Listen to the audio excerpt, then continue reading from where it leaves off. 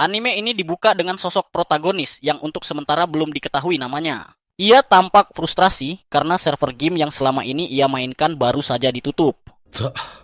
たった3年でサービス終了とか。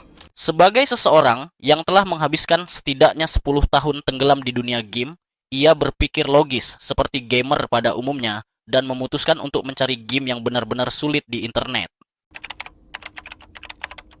Dalam pencariannya, ia menemukan sebuah halaman aneh.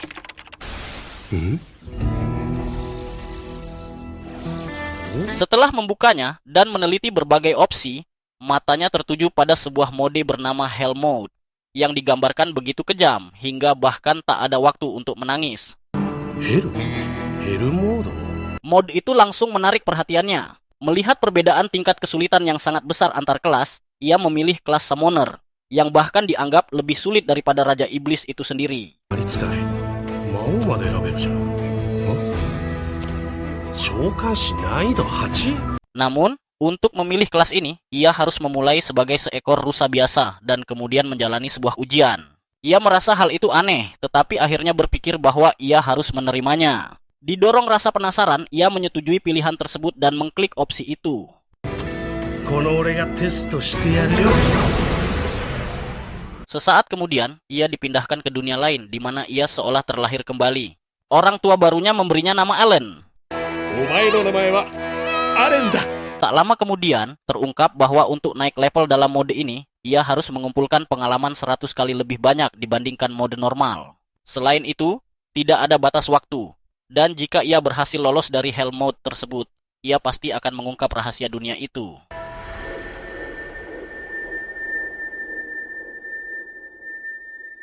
Waktu pun berlalu dan kita mengetahui bahwa di kehidupan sebelumnya, nama aslinya adalah Kenichi Yamada, seorang pria berusia 35 tahun, menganggur, lajang, dan tanpa kehidupan sosial. Kini, dengan usia baru 1 tahun, reinkarnasinya ke dunia ini telah menyelamatkan hidupnya. Ia merasa bersyukur karena meskipun belum bisa berbicara, ia memahami segalanya dengan sempurna, sebab semua bahasa secara otomatis diterjemahkan untuknya. Sesuai dengan penjelasan game, ia memulai sebagai seorang budak. Keluarganya bekerja mengolah tanah yang telah ditebangi untuk membayar pajak kepada penguasa wilayah tersebut. Ibunya bernama Teresia dan ayahnya Rodin.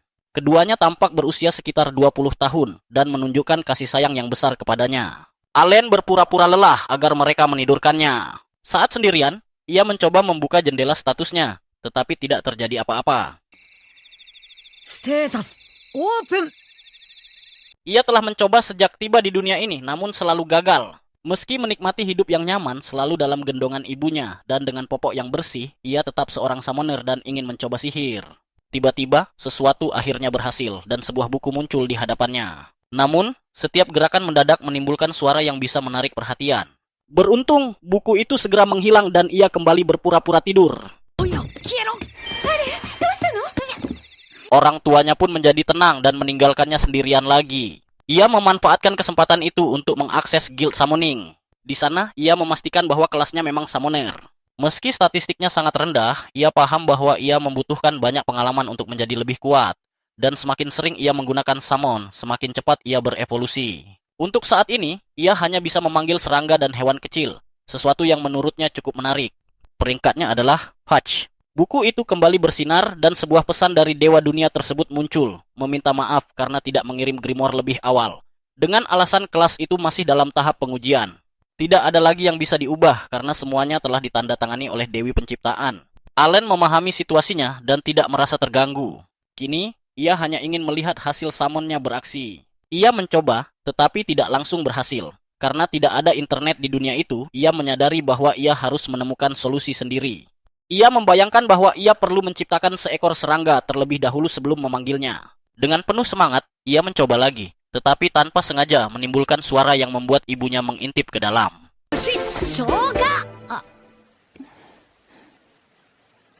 Untungnya, sang ibu tidak menyadari hal yang aneh. Allen kemudian tertidur sejenak dan memutuskan untuk beristirahat, sambil mengeluhkan bahwa tubuh bayi berusia 1 tahun tidak memiliki banyak stamina.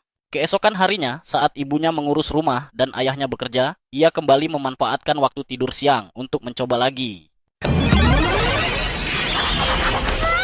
Kali ini, ia berhasil memanggil seekor belalang. Ia mendaftarkan summon tersebut di bukunya dan menyadari bahwa serangga peringkat H itu belum memiliki nama. Ia pun menamainya Denka. Di bawahnya muncul berbagai blessing yang meningkatkan kecepatan dan daya tahan belalang tersebut. Alan terkejut saat menyadari bahwa statistiknya sendiri juga ikut meningkat. Namun, suara yang muncul kembali menarik perhatian dan ibunya masuk ke ruangan. Dengan cepat, ia mengirim Denka kembali ke dunia asalnya.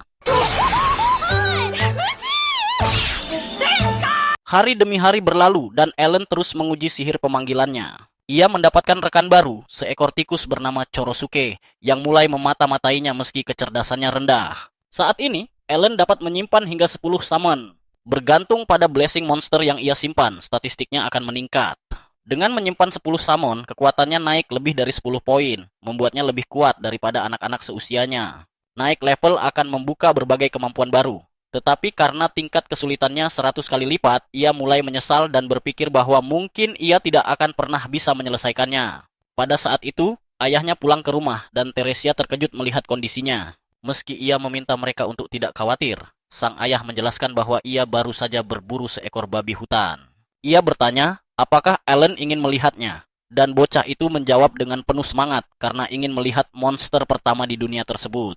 Dalam perjalanan, Rodin menunjuk burung-burung migran yang terbang ke utara, menjelaskan bahwa itu adalah pertanda musim gugur. Ia mengatakan bahwa nama Alan terinspirasi dari makhluk-makhluk itu yang bisa terbang bebas kemana saja hingga ke ujung dunia.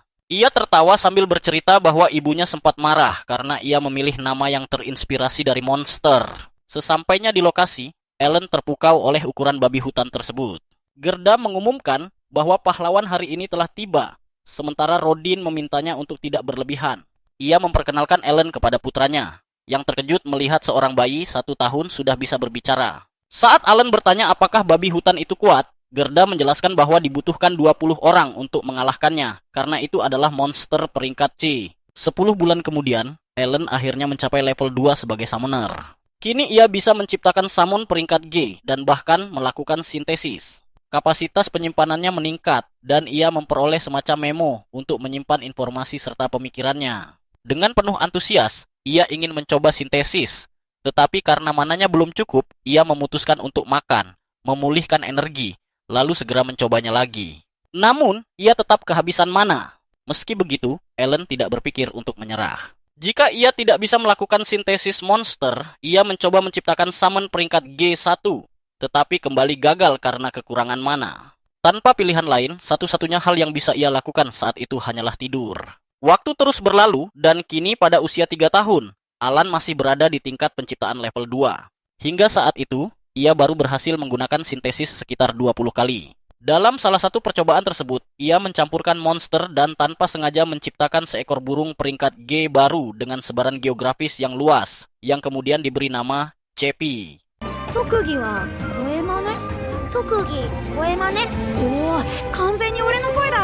Suara, sesuatu yang sangat berguna untuk membingungkan musuh melalui suara. Setelah itu, Alan mengeluarkan dari penyimpanannya Yonta, seekor katak dengan kemampuan memancing emosi lawan, menjadikannya umpan yang sangat efektif. Kemudian ia memanggil Mogusuke, seekor tikus tanah yang mampu menggali terowongan, kemampuan yang sangat berguna untuk jebakan maupun pelarian. Alan pun merasa bersemangat karena panggilan peringkat G ternyata benar-benar efektif. Siapapun yang menguasai statistik panggilannya bahkan hampir bisa berevolusi dengan sendirinya. Meski begitu, ketika ia akhirnya terjatuh ke salah satu terowongan milik Mogusuke, ia hanya bisa mengeluh, menyadari bahwa perjalanannya masih panjang sebelum mampu menghadapi monster sungguhan. Pada saat itu, ia teringat bahwa waktu sudah menunjukkan pukul 3 sore dan Krena seharusnya tiba kapan saja. Benar saja, tak lama kemudian gadis itu muncul dan memanggilnya untuk bermain. Krena adalah anak tetangga sekaligus gadis yang sama yang sering memukulnya saat mereka bermain di malam hari. Alan bertanya-tanya dari mana gadis itu mendapatkan kekuatan sebesar itu. Sampai akhirnya ia teringat bonus yang ia terima berkat panggilannya. Beberapa waktu kemudian, diketahui bahwa Teresa hamil lagi. Ia meminta Krena untuk segera pulang karena hari sudah mulai larut. Gadis itu pun menuruti, berpamitan. Sementara Alan tertinggal tergeletak di tanah, kelelahan total. Tak lama setelah itu, saat makan malam Alan mengatakan kepada ayahnya bahwa ia ingin membantu. Perut ibunya yang semakin membesar membuat kedua orang tuanya terkejut mendengar niat tersebut. Alan menyadari bahwa bahkan tanpa menggunakan panggilan, kekuatannya kini sudah mendekati orang dewasa. Meski demikian, orang tuanya menjawab bahwa lebih baik ia tetap bermain dengan Krena, karena ia masih anak-anak dan akan tiba waktunya kelak ketika ia harus membantu di ladang. Alan mengangguk setuju, menyadari bahwa mereka benar, karena hampir mustahil menghapus status budak. Ia merasa telah berbicara terlalu cepat dan memutuskan untuk terus bermain untuk sementara waktu. Orang tuanya kemudian bertanya mengapa akhir-akhir ini ia sering melempar kartu merah ke arah pohon. Alan menjawab bahwa ia sudah menjelaskannya sebelumnya. Jika monster muncul di dekat rumah, ia ingin bisa melindungi ibunya. Ayahnya terharu mendengar hal itu, meskipun kenyataannya Alan hanya sedang menguji apakah ia bisa membuka kemampuan lain. Saat itu, Rodin berkomentar bahwa ia tak sabar menantikan ritual evaluasi yang berlangsung ketika anak-anak berusia 5 tahun. Momen di mana dewa dunia tersebut menilai anugerah apa yang mereka miliki dan apakah mereka dianggap berharga. Bergantung pada anugerah tersebut, bahkan mungkin saja seseorang bisa terlepas dari kehidupan di ladang. Waktu kembali berlalu, dan ketika musim dingin tiba, Alan berniat kembali melatih panggilannya. Namun Krena muncul dan menyeretnya untuk berlatih pedang, atau lebih tepatnya, untuk dipukuli lagi. Ayahnya datang dan menertawakan situasi itu. Tak lama kemudian, ibunya terkejut melihat Denka dan akhirnya terjatuh ke tanah. Alan bertindak cepat menyembunyikan panggilannya dan segera menyadari bahwa proses persalinan telah dimulai. Ia membantu dengan memanaskan air dan memperingatkan ayahnya yang kebingungan menghadapi semua kejadian yang berlangsung bersamaan. Untungnya, Matilda, ibu Krena, datang bersama Gerda dan putrinya. Matilda memperingatkan bahwa para pria harus keluar dan mengusir mereka dari rumah. Ia mengambil alih proses persalinan, dan saat fajar menyingsing, semua orang terbangun oleh tangisan bayi. Ketika memasuki ruangan, Teresa memberitahu Rodin bahwa bayi itu adalah seorang laki-laki. Saat ditanya nama apa yang ingin ia berikan, ia memilih Mash. Teresa menyukai nama itu, tetapi bertanya apakah nama tersebut juga terinspirasi dari monster. Rodin berdiri dengan kesal, namun terkejut ketika Teresa justru tertawa. Sementara itu, Alan merenungkan alasan mengapa ia bereinkarnasi ke dunia ini. Ia benar-benar menginginkan permainan yang sangat sulit, sesuatu yang menuntut seluruh kekuatannya. Kehidupan sebelumnya terasa kosong, tanpa uang, tanpa ijazah, tanpa pacar, tidak ada apa-apa selain keinginan untuk menjadi lebih kuat dalam sebuah permainan. Atau setidaknya, begitulah rencananya. Ibunya memintanya mendekat dan saat menyentuh adik laki-lakinya, Alan mulai menangis. Teresa menenangkannya dan mengatakan agar ia tidak khawatir. Dalam hati, Alan tahu ia belum tahu bagaimana caranya, tetapi ia berjanji pada dirinya sendiri bahwa suatu hari nanti ia akan membebaskan orang tuanya dari status budak dan menjaga keluarganya. Saat Alan akhirnya menginjak usia 5 tahun, tibalah momen penting yang menentukan masa depan setiap anak di negeri itu. Upacara penilaian bakat. Rasa penasarannya membuat ia bertanya kepada ayahnya, Rodin, tentang seperti apa sebenarnya acara tersebut. Dengan nada serius namun lembut, Rodin menjelaskan bahwa upacara itu merupakan kewajiban mutlak bagi semua orang, tanpa memandang status sosial. Baik rakyat jelata maupun bangsawan harus mengikutinya begitu mencapai usia tersebut.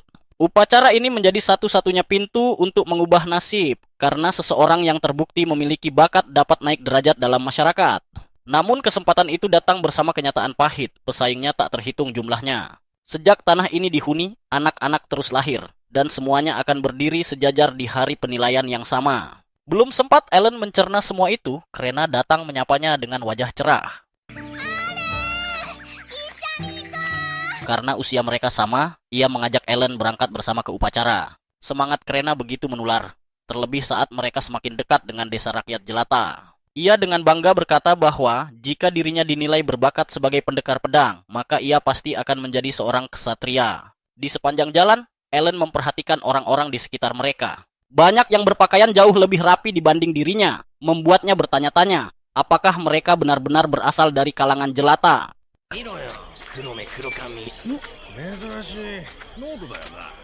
Oh, Nodo da yo. Warui ka?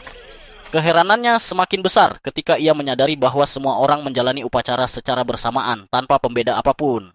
Tak lama kemudian, 3 orang pendeta keluar dari gereja tempat upacara akan berlangsung. Mereka membuka prosesi dengan khotbah tentang Elmia, dewa pencipta, yang memberkati semua manusia secara setara. Pendeta itu menegaskan bahwa negeri ini pernah melahirkan pahlawan besar dari kalangan rakyat biasa. Casis Sang Santo dan Diber, Sang Raja Pedang, disebut sebagai bukti bahwa asal-usul bukanlah penentu akhir. Mendengar itu, Alan teringat mekanisme dalam game yang pernah ia mainkan. Kelas legendaris selalu dimulai dari status terendah. Ia dulu mengira itu hanya aturan permainan, tetapi kini menyadari bahwa dunia ini bekerja dengan logika yang sama. Karena itulah semua orang diwajibkan mengikuti upacara ini. Setelah itu, semua peserta dipersilakan masuk. Alan menatap patung-patung dewa yang berdiri megah di dalam bangunan suci itu. Patung di tengah langsung dikenalnya sebagai Elmia, dewa yang pernah mengirimkan surat kepadanya. であれが創造神エルメア。1歳の時に運営からメッセージもらったな。 Upacara pun dimulai dengan pengumuman peserta pertama, Palomus, putra kepala desa Deboji. Ia diminta meletakkan tangannya di atas bola kristal, sementara pendeta menjelaskan bahwa semua bakat dan atributnya akan terukir pada pelat logam di belakangnya. Ketika hasilnya muncul, Alan terkejut karena tampilannya persis seperti halaman status dalam grimoire miliknya. Palomus dinyatakan memiliki bakat sebagai pedagang, dan ayahnya tampak begitu bangga. Dari situ, Alan menyadari bahwa memiliki bakat apapun sudah cukup untuk dirayakan. Atribut ditampilkan dalam bentuk peringkat, bukan angka, dan tidak semua orang memilikinya. Seorang anak bernama Dogra kemudian maju dan dinilai berbakat sebagai pengguna kappa dengan peringkat A, peringkat tertinggi yang mereka lihat sejauh ini.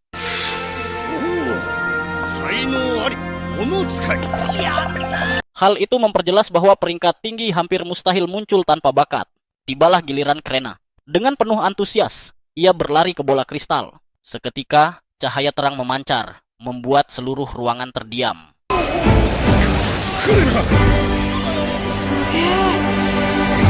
Hasilnya mengejutkan semua orang. Krena memiliki bakat Raja Pedang, salah satu bakat terbaik yang pernah ada. Gerda memeluk putrinya dengan bangga, meski Krena sendiri tampak kecewa karena awalnya ingin menjadi pendekar pedang biasa. Berbeda dengan yang lain, Alan sama sekali tidak terkejut. Baginya, itulah satu-satunya penjelasan masuk akal atas kekuatan Krena. Akhirnya, giliran Alan tiba. Ia merasa lega, yakin bahwa orang tuanya akan mengetahui jati dirinya sebagai pemanggil. Namun saat ia menyentuh bola kristal, cahaya yang muncul jauh lebih terang dibanding sebelumnya, bahkan mendorong tubuhnya mundur. Rodin segera memeriksanya, tetapi Alan dengan santai mengatakan bahwa latihan bersama Krena jauh lebih berat. Ketika hasilnya dibacakan, suasana mendadak berubah. Pendeta menyatakan bahwa Alan tidak memiliki bakat apapun. Merasa ada yang janggal, Alan memeriksa pelat logam itu sendiri dan mendapati teks rusak di bagian bakatnya. Dalam hati, ia mengutuk Elmia karena gagal memperbaiki bak dunia ini.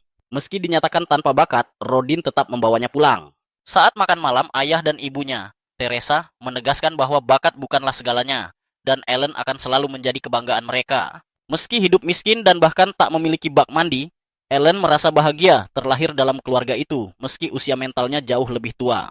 Malam itu, ia memeriksa grimoire dan mendapati semua atributnya berada di peringkat A. Dari sanalah ia menyadari kenyataan pahit sekaligus menantang. Dialah satu-satunya orang di dunia ini yang bermain dalam mode neraka. Semua anak seusianya berada di level 1, sama seperti dirinya, tetapi potensi pertumbuhannya hanya 1/100 dari normal. Alih-alih putus asa, Alan justru bertekad membuktikan bahwa jalan hardcore adalah jalan yang benar. Beberapa waktu kemudian, ia menyadari perubahan sikap Rodin. Mereka pun berkunjung ke rumah Gerda untuk merayakan bakat Krena. Percakapan hangat berubah menjadi pertengkaran ketika Rodin mengungkap niatnya memutus hubungan demi masa depan Krena. Namun Gerda menolak keras gagasan itu. Situasi baru mereda setelah campur tangan Matilda dan Teresa.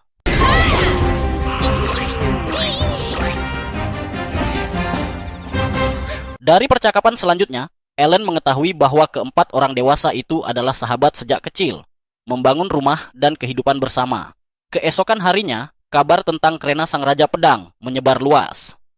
Saat Ordo Kesatria datang mencarinya, Alan hanya bisa tersenyum kecil. Tiba-tiba, Dogra mendekatinya, dan Alan mengenalinya sebagai anak dari upacara penilaian bakat. Ia sudah memamerkan bakatnya sebagai pengguna kapak peringkat AB, meskipun hanya membawa tongkat besar.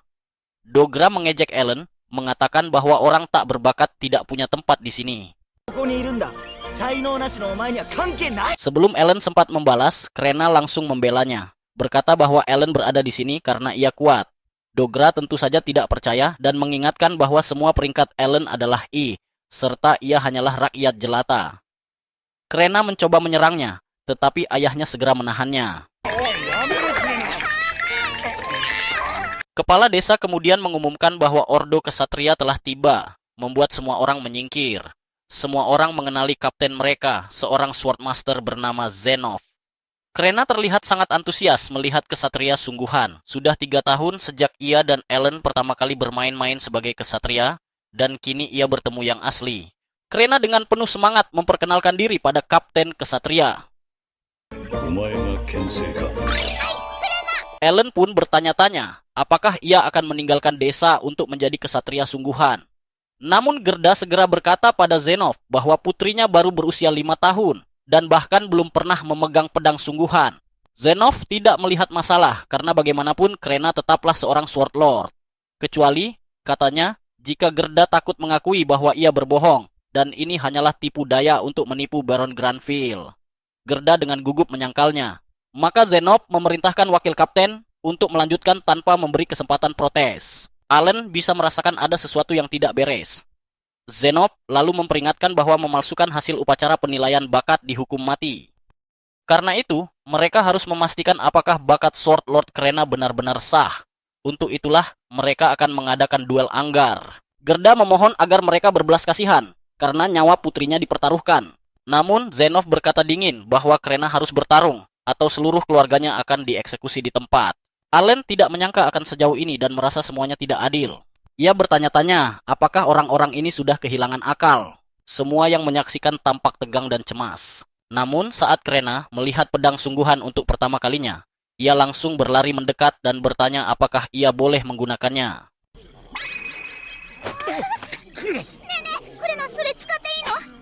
Tanpa ragu, ia mengangkat pedang besar itu dan dengan penuh semangat menantang wakil kapten kesatria untuk duel.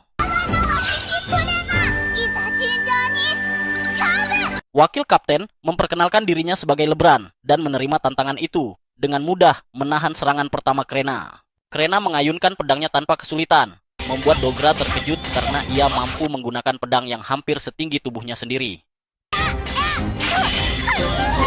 Ellen tahu bahwa kemampuan penguasaan pedang Krena mungkin berada di sekitar tingkat 5 berkat permainan duel harian mereka. Tetapi ia tidak tahu seberapa besar itu akan membantunya. Akhirnya Lebran memutuskan untuk menyerang balik. Krena nyaris tak mampu menahan tebasannya, membuat ayahnya panik. Ia mundur lalu kembali menyerang, tetapi Lebran menendangnya dengan keras hingga tubuhnya menghantam dinding.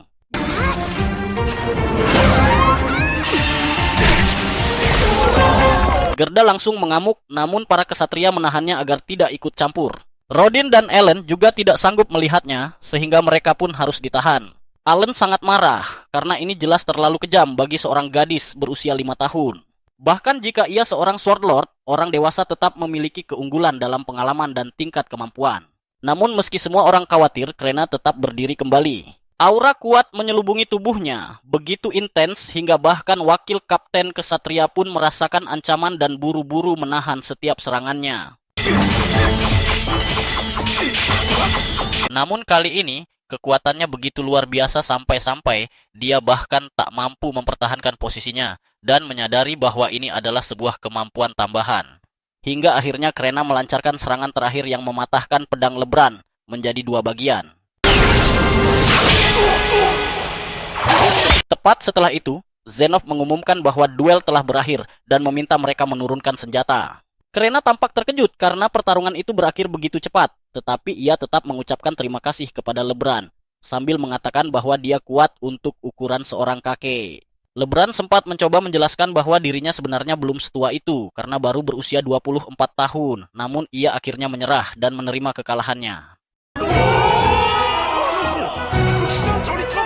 Semua orang pun langsung bersorak untuk Krena, mengatakan bahwa seorang gadis kecil berusia 5 tahun baru saja mengalahkan wakil kapten para kesatria. Kini mereka semakin yakin bahwa dia adalah sosok yang asli, seorang penguasa pedang sejati.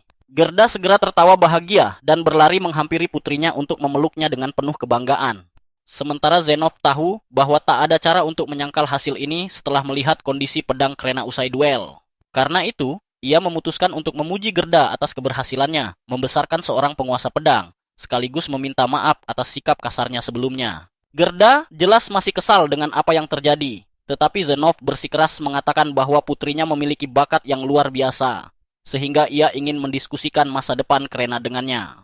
Gerda masih ragu untuk menerima undangan tersebut, namun Zenov mengatakan bahwa ia boleh membawa teman-temannya jika itu membuatnya lebih nyaman.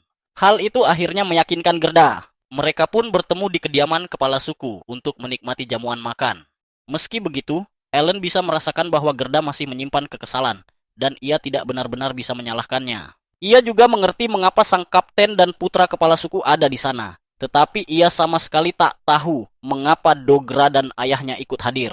Allen berasumsi bahwa mereka hanya tidak ingin tersisih oleh ketenaran sang penguasa pedang. Terlepas dari itu semua, ia memutuskan untuk diam-diam membawa pulang beberapa buah yang ada di meja. Zenov mempersilakan mereka makan sambil ia berbicara, lalu memperkenalkan dirinya secara resmi sebagai kapten para kesatria. Ia menjelaskan bahwa dirinya dikirim ke sini atas perintah tuannya untuk memastikan apakah benar ada seorang penguasa pedang di antara mereka, dan hasilnya kini sudah sangat jelas. Zenov kemudian memberitahu Deboji bahwa desa perbatasan ini awalnya akan dinamai sesuai dengan namanya setelah benar-benar berdiri. Namun, karena kini diketahui bahwa seorang penguasa pedang telah lahir di sini, tuannya memutuskan untuk menghormati momen besar ini dengan menamainya Desa Krena. Gerda jelas terkejut mendengarnya, dan raut masam di wajahnya langsung menghilang. Deboji dengan senang hati menerima keputusan tersebut, mengatakan bahwa ia menghormati keputusan sang baron. Zenov meminta maaf atas perubahan ini dan menjelaskan bahwa 3 tahun lalu pernah lahir seorang penguasa pedang dari keluarga seorang count. Allen yang sedang menyelipkan buah ke dalam bajunya terkejut mendengar hal itu, karena ia yakin penguasa pedang seharusnya hanya bisa lahir dari kalangan rakyat jelata, orang bebas, atau bangsawan setingkat baron. Zenov melanjutkan bahwa orang tersebut kemudian mengabdi kepada keluarga kerajaan, namun gagal memenuhi harapan. Hal itu memicu peninjauan ulang yang akhirnya menyimpulkan bahwa bakatnya sebenarnya hanyalah setara pendekar biasa. Setelahnya ditemukan pula bahwa banyak bangsawan telah melebih-lebihkan bakat mereka. Karena itulah, kerajaan kini sangat ketat dalam memverifikasi setiap hasil. Sekali lagi, ia meminta maaf karena telah membuat Krena melalui ujian yang begitu berat dan meminta Gerda untuk terus membesarkan putrinya agar dapat berkembang sebagai penguasa pedang sejati. Ketika Krena mencapai usia 12 tahun, ia bisa belajar di akademi dan pada akhirnya mengabdi langsung kepada keluarga kerajaan. Zenov menambahkan bahwa pada waktunya, seorang instruktur akan dikirim ke desa ini, sehingga setiap anak yang memiliki bakat harus belajar dengan sungguh-sungguh demi meraih kesempatan masuk akademi. Krena berkata kepada Ellen bahwa ia harus belajar bersama mereka, tetapi Dogra mengingatkannya bahwa Ellen bahkan tidak bisa belajar keluar dari kantong kertas. Mereka pun kembali bertengkar, hingga akhirnya Zenov menyadari keberadaan Ellen. Rodin lalu memberitahu bahwa dia adalah putranya. Gerda akhirnya memperkenalkan Ellen, dan Zenov langsung mengenali bahwa Rodin adalah pemburu babi hutan legendaris. Ia segera berdiri untuk memberi penghormatan yang layak, seraya menjelaskan bahwa sang baron sangat menyukai daging babi hutan besar yang setiap musim dingin dipasok dari desa ini. Zenov meminta Rodin menganggap pujian itu sebagai pujian langsung dari sang baron, menyebutnya sebagai pahlawan sejati karena mengambil peran paling berbahaya dalam perburuan. Rodin menjabat tangannya sebagai ucapan terima kasih, dan setelah mereka pergi, ia mengakui bahwa ia terkejut karena bahkan rakyat jelata sepertinya bisa mendapat pengakuan dari para petinggi. Ia berkata kepada Ellen bahwa anak itu juga akan melakukan hal-hal besar karena darahnya mengalir dalam dirinya. Tepat saat itu, Ellen mengatakan bahwa ia telah menyelundupkan beberapa buah untuk ibunya dan Mash. Beberapa waktu setelah itu, Ellen merayakan keberhasilannya karena akhirnya mampu menaikkan level kemampuan summonnya. Tanpa menunda, ia langsung membuka halaman status pada grimoire miliknya dan mendapati bahwa kini ia memperoleh skill enhanced, sebuah kemampuan yang memungkinkan semua summon miliknya menjadi jauh lebih kuat.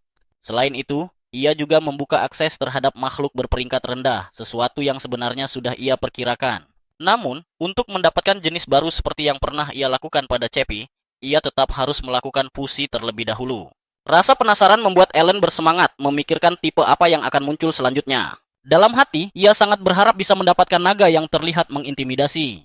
Kabar baik lainnya, kapasitas inventaris kartunya meningkat dari 20 menjadi 30 kartu, yang berarti ia bisa memperoleh 1,5 buff tambahan. Sudah 2 tahun penuh sejak terakhir kali skill summonnya naik level, jadi ia tahu dirinya perlu banyak bereksperimen nanti. Malam harinya, Ellen dengan sukarela menawarkan diri untuk mencuci piring. Alasannya sederhana, Teresia sedang mengandung lagi dan perlu banyak beristirahat.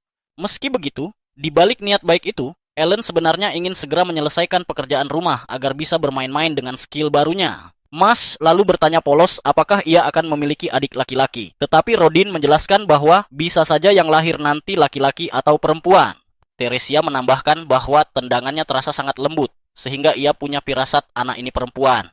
Rodin langsung berkomentar bahwa mereka harus mulai memikirkan nama. Namun Teresia segera mengingatkan bahwa Rodin pernah berjanji, jika anaknya perempuan, dialah yang berhak memberi nama. Saat Teresia sibuk memikirkan nama, Ellen menyadari MP-nya kembali penuh. Ia pun memeriksa grimoire dan mendapati sebuah pesan dari Almia, dewa penciptaan. Tanpa sadar, ia membaca nama itu dengan suara keras, membuat kedua orang tuanya terkejut. Rodin langsung menegurnya dan memperingatkan agar tidak menyebut nama Tuhan sembarangan. Teresia juga menambahkan bahwa tingkah Ellen hari itu terasa aneh. Panik, Ellen berpura-pura polos dan menyalahkan waktu yang buruk dari para pengembang. Ia pun segera mengalihkan topik dengan mengatakan bahwa bekas luka di lengan ayahnya terlihat jauh lebih baik. Rodin menjelaskan bahwa hal itu terjadi karena ia berhasil melewati sebuah ujian para dewa saat perburuan babi hari ini. Peristiwa itu kadang muncul secara tiba-tiba ketika berburu, memberikan lonjakan energi yang mampu menghapus semua luka dan kelelahan. Ellen berpura-pura kagum dan bingung. Meski dalam hati ia menyimpulkan bahwa itulah cara dunia ini menggambarkan proses naik level. Rodin, yang sudah sangat berpengalaman dalam perburuan, memang tidak bisa melihat statistiknya sendiri. Tetapi Ellen yakin, level ayahnya pasti sudah sangat tinggi. Meski skill summon-nya meningkat, Ellen masih berada di level 1 karena belum pernah mengalahkan monster. Ia sadar tak akan mendapat pengalaman tanpa bertarung. Namun sebagai warga budak petani, ia dilarang keluar desa tanpa izin. Saat mengajukan diri untuk berburu, Rodin menolaknya tegas, mengingatkan bahwa berburu bukan permainan. Ellen pun mengalah. Malam harinya, Ellen membuka grimoire dan membaca pesan dari Elmia. Teks bermasalah saat appraisal telah diperbaiki, dan dijelaskan bahwa peringkat statistik E muncul karena sistem level yang lebih lambat di Hell Mode. Data mentah menunjukkan MP dan intelijensinya berada di peringkat S, sesuatu yang wajar bagi seorang summoner. Jumlah peringkat S hingga C miliknya setara dengan Krena, membuatnya cukup puas. Allen langsung bereksperimen. Enhance pada Danka terbukti meningkatkan statistik secara signifikan tanpa memengaruhi buff miliknya. Ia lalu memanggil Denka dan merasakan perbedaan dari penampilannya. Namun kegiatannya terhenti saat Teresia masuk kamar dan panik. Lalu tanpa ragu menginjak Denka, mengiranya serangga raksasa. Keesokan harinya, Ellen menyadari efek enhance pada kartu bersifat permanen. Selama MP mencukupi, semua kartu sebaiknya ditingkatkan. Setelah mencoba berbagai fusi, ia akhirnya membuka tipe baru dengan menggabungkan serangga dan burung peringkat F. Sayangnya, hasilnya adalah kartu tipe rumput peringkat F, sesuatu yang tak pernah ia bayangkan, meski tetap ia terima dan periksa buff-nya. Rasa lega muncul saat ia menyadari makhluk itu memberi buff MP, memungkinkannya melakukan lebih banyak hal dalam sehari dan memangkas waktu kenaikan level bertahun-tahun. Penasaran, Ellen memanggilnya untuk pertama kali. Yang muncul justru apel bertangan dan berkaki, lalu ia menamainya Apo. Makhluk itu bukan untuk bertarung, dengan kemampuan bernama Aroma. Saat skill itu digunakan, Apo menghilang ke dalam tanah dan sebuah tanaman kecil tumbuh hingga setinggi bahu, menyebarkan aroma menenangkan. Ketika Teresia datang memanggil makan siang, tanaman itu tetap berdiri dan ia hanya berkomentar bahwa aromanya harum. Ellen mengangguk meski masih bertanya-tanya kegunaannya selain buff. Usai makan siang, Krena datang berlatih pedang. Allen kembali kalah cepat, namun Krena sempat mengatakan ia terasa sedikit lebih tangguh. Terkejut, Allen membuka grimorinya dan mendapati penguasaan pedangnya telah mencapai tingkat 3. Ditambah inventaris yang lebih luas untuk memperkuat status. Ia pun mulai curiga bahwa kemampuan aroma mungkin juga memberi efek dalam pertempuran. Di saat itu, Allen teringat panggilan pertamanya, makhluk penyerang bernama Chomp. Ia ingin mencobanya, tetapi jelas tak mungkin menggunakannya pada manusia, sehingga keinginan itu hanya bisa ia pendam. Menjelang sore, ia kembali berlatih melempar batu di halaman belakang. Meski merasa telah melempar puluhan ribu kali, tak ada tanda peningkatan. Mash sempat menirunya, mengira itu hanya permainan, hingga Ellen memintanya bersabar. Meski sadar Mash seharusnya membantu ibunya yang sedang hamil. Allen tahu ia seharusnya lebih fokus meningkatkan tingkat panggilan. Latihan lempar ini terasa tak sepadan dengan waktu yang terbuang, namun pikiran bahwa ia mungkin hanya tinggal satu lemparan lagi membuatnya sulit berhenti. Saat Mas bertanya tentang pepohonan di sekitar rumah, Ellen pura-pura tak tahu, meski menyadari area itu kini menyerupai kebun kecil. Dari berbagai percobaan, ia menyimpulkan bahwa aroma Apo mampu mempercepat pemulihan MP dari 6 jam menjadi 5 jam, memberinya sedikit lebih banyak waktu beraktivitas. Malam harinya, Ellen menyinggung ayahnya yang pulang terlambat. Teresia mengangguk, mengingat Rodin bekerja di area dekat hari itu. Tak lama, keributan terdengar dari luar. Mereka mendapati Rodin terluka parah, dibawa pulang di bawah hujan, sementara Gerda berusaha menjaganya tetap sadar. Luka di perutnya akibat taring babi, hutan telah dikauterisasi, dan Gerda menjelaskan bahwa mereka berhasil menyelamatkannya berkat bunga Mueller. Ketika Teresia heran bagaimana mereka mendapatkannya, Gerda menjawab bahwa Kapten Malam memberinya beberapa koin emas sebagai permintaan maaf atas insiden Krena. Tanpa semua itu, keadaan mereka pasti jauh lebih buruk. Beberapa budak petani menyalahkan warga biasa yang ikut berburu atas insiden tersebut. Keributan itu membangunkan Mas, yang langsung menangis, membuat para pria akhirnya memberi keluarga itu ruang. Setelah menenangkan Mas, Ellen meminta Gerda menjelaskan apa yang terjadi. Ia menceritakan bahwa atas perintah kepala suku, warga biasa diizinkan ikut berburu babi, hutan perburuan berbahaya, namun sangat penting untuk bertahan hidup. Meski sebagian besar hasilnya diserahkan pada Baron, sisanya bisa ditukar dengan kebutuhan pokok. Tahun ini, warga biasa berani ikut karena Zenov pernah menyebut Rodin sebagai legenda, seolah menjamin keselamatan mereka. Meski tidak nyaman, Rodin dan Gerda tak bisa menolak perintah. Warga biasa diberi tugas ringan, namun saat babi raksasa muncul, mereka panik dan strategi kacau. Seseorang terjatuh dan Rodin maju menyelamatkannya hingga perutnya tertusuk. Untungnya, babi itu berhasil dibunuh. Gerda berjanji akan membawa bagian daging milik Rodin dan mengingatkan bahwa pemulihannya akan lama. Malam itu, Allen diliputi rasa tak berguna. Ia memilih tetap di sisi Teresia, merawat ayahnya. Menjelang pagi, Rodin terbangun dengan gelisah dan dipeluk oleh Teresia serta Mas. Allen hanya mengamati, menyadari bahwa kekuatan tanpa tujuan tak berarti apa-apa. Ini bukan permainan ia punya adik yang harus dilindungi, dan satu lagi yang akan segera lahir. Tak lama kemudian, Gerda kembali membawa daging seperti janjinya dan lega melihat Rodin telah sadar. Allen meminta ayahnya beristirahat dan bertekad mengambil alih tanggung jawab menjaga keluarga. Tekad yang membuat semua orang terkejut. Sejak saat itu, ia berhenti berpura-pura lemah dan mulai mengangkat beban berat, membuat para budak petani lain tercengang. Karena desa sudah memiliki calon pahlawan bernama Karina, Ellen tak keberatan jika dirinya menarik sedikit perhatian. Ia pun memusatkan seluruh peningkatannya pada kekuatan fisik mengorbankan MP demi keluarganya. Ketika Teresia berterima kasih karena ia membawa air yang berat, Ellen hanya tersenyum dan berkata akan membantu Gerda memanen kentang sore nanti. Sesuai janji, Gerda mengajarinya, dan sekali lagi ia terkejut melihat betapa kuatnya Ellen. Gerda pun mengakui bahwa kekuatan Ellen jauh melampaui dugaannya, membuat Ellen tersenyum bangga dan berkata bahwa kekuatan itu diwarisi dari sang ayah. Setelah panen selesai, Ellen mengeluhkan bagaimana Baron tetap mengambil lebih dari setengah hasil panen, padahal mereka telah bekerja keras. Untuk bertahan hidup di musim dingin, masih banyak kebutuhan lain yang harus dipenuhi, dan menjadi rakyat jelata terasa begitu berat. Tak lama kemudian, kepala suku datang membawa buah sebagai persembahan, mengatakan bahwa ia mendengar Rodin mulai pulih. Teresia menerima pemberian itu dengan sopan, sementara rakyat jelata yang menjadi penyebab insiden sebelumnya maju meminta maaf dengan tulus dan mengakui kesalahannya. Namun, Ellen menatap pria itu tajam. Baginya, permintaan maaf saja tak cukup. Berbeda dengannya, Rodin justru mudah memaafkan dan hanya mengingatkan agar ia lebih berhati-hati jika masih ingin berburu. Nasihat itu diterima dengan lapang dada, membuat Ellen kagum pada kebesaran hati ayahnya. Teresia, di sisi lain, tetap bersikap tegas. Ia menegaskan bahwa kesalahan tersebut hampir merenggut nyawa suaminya, dan mengingatkan bahwa setiap orang memiliki keluarga yang menanti di rumah. Teguran itu membuat pria tersebut benar-benar menyadari kesalahannya. Tak lama kemudian, warga lain berdatangan menjenguk Rodin. Meski ada yang mengajaknya berburu lagi, mereka akhirnya hanya menitipkan bingkisan perawatan dari para istri. Teresia tersenyum dan meminta mereka tidak memaksakan keadaan karena Rodin masih memulihkan diri. Melihat semua itu, Ellen merasa terharu. Ia menyadari betapa beruntungnya memiliki orang tua seperti mereka dan tahu dirinya tak bisa terus diam. Keesokan harinya, Ellen membuka area luas untuk bereksperimen. Ia memanggil Hopper. Lalu sekelompok katak berwarna-warni melompat ke arahnya.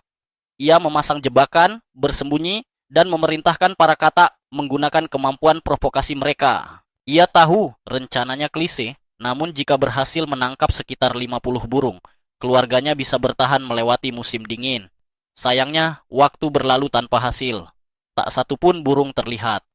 Akhirnya, Ellen mengakui kegagalannya dan kembali ke meja perencanaan.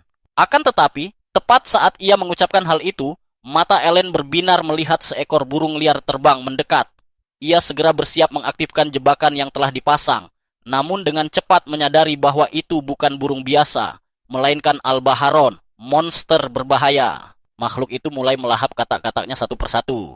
Ellen tetap bersembunyi, terkejut karena kemampuan provokasinya justru memancing monster peringkat B. Nalurinya menyuruhnya melarikan diri, tetapi sebelum pergi ia menyadari kemampuan peningkatannya telah mencapai tingkat 2. Semua summon di inventarisnya sudah diperkuat. Dengan pedang kayu, Ellen menyerang, namun dengan mudah dijatuhkan. Ia segera memanggil Peto, berharap pada kekuatan summonnya untuk pertama kali dalam pertempuran nyata.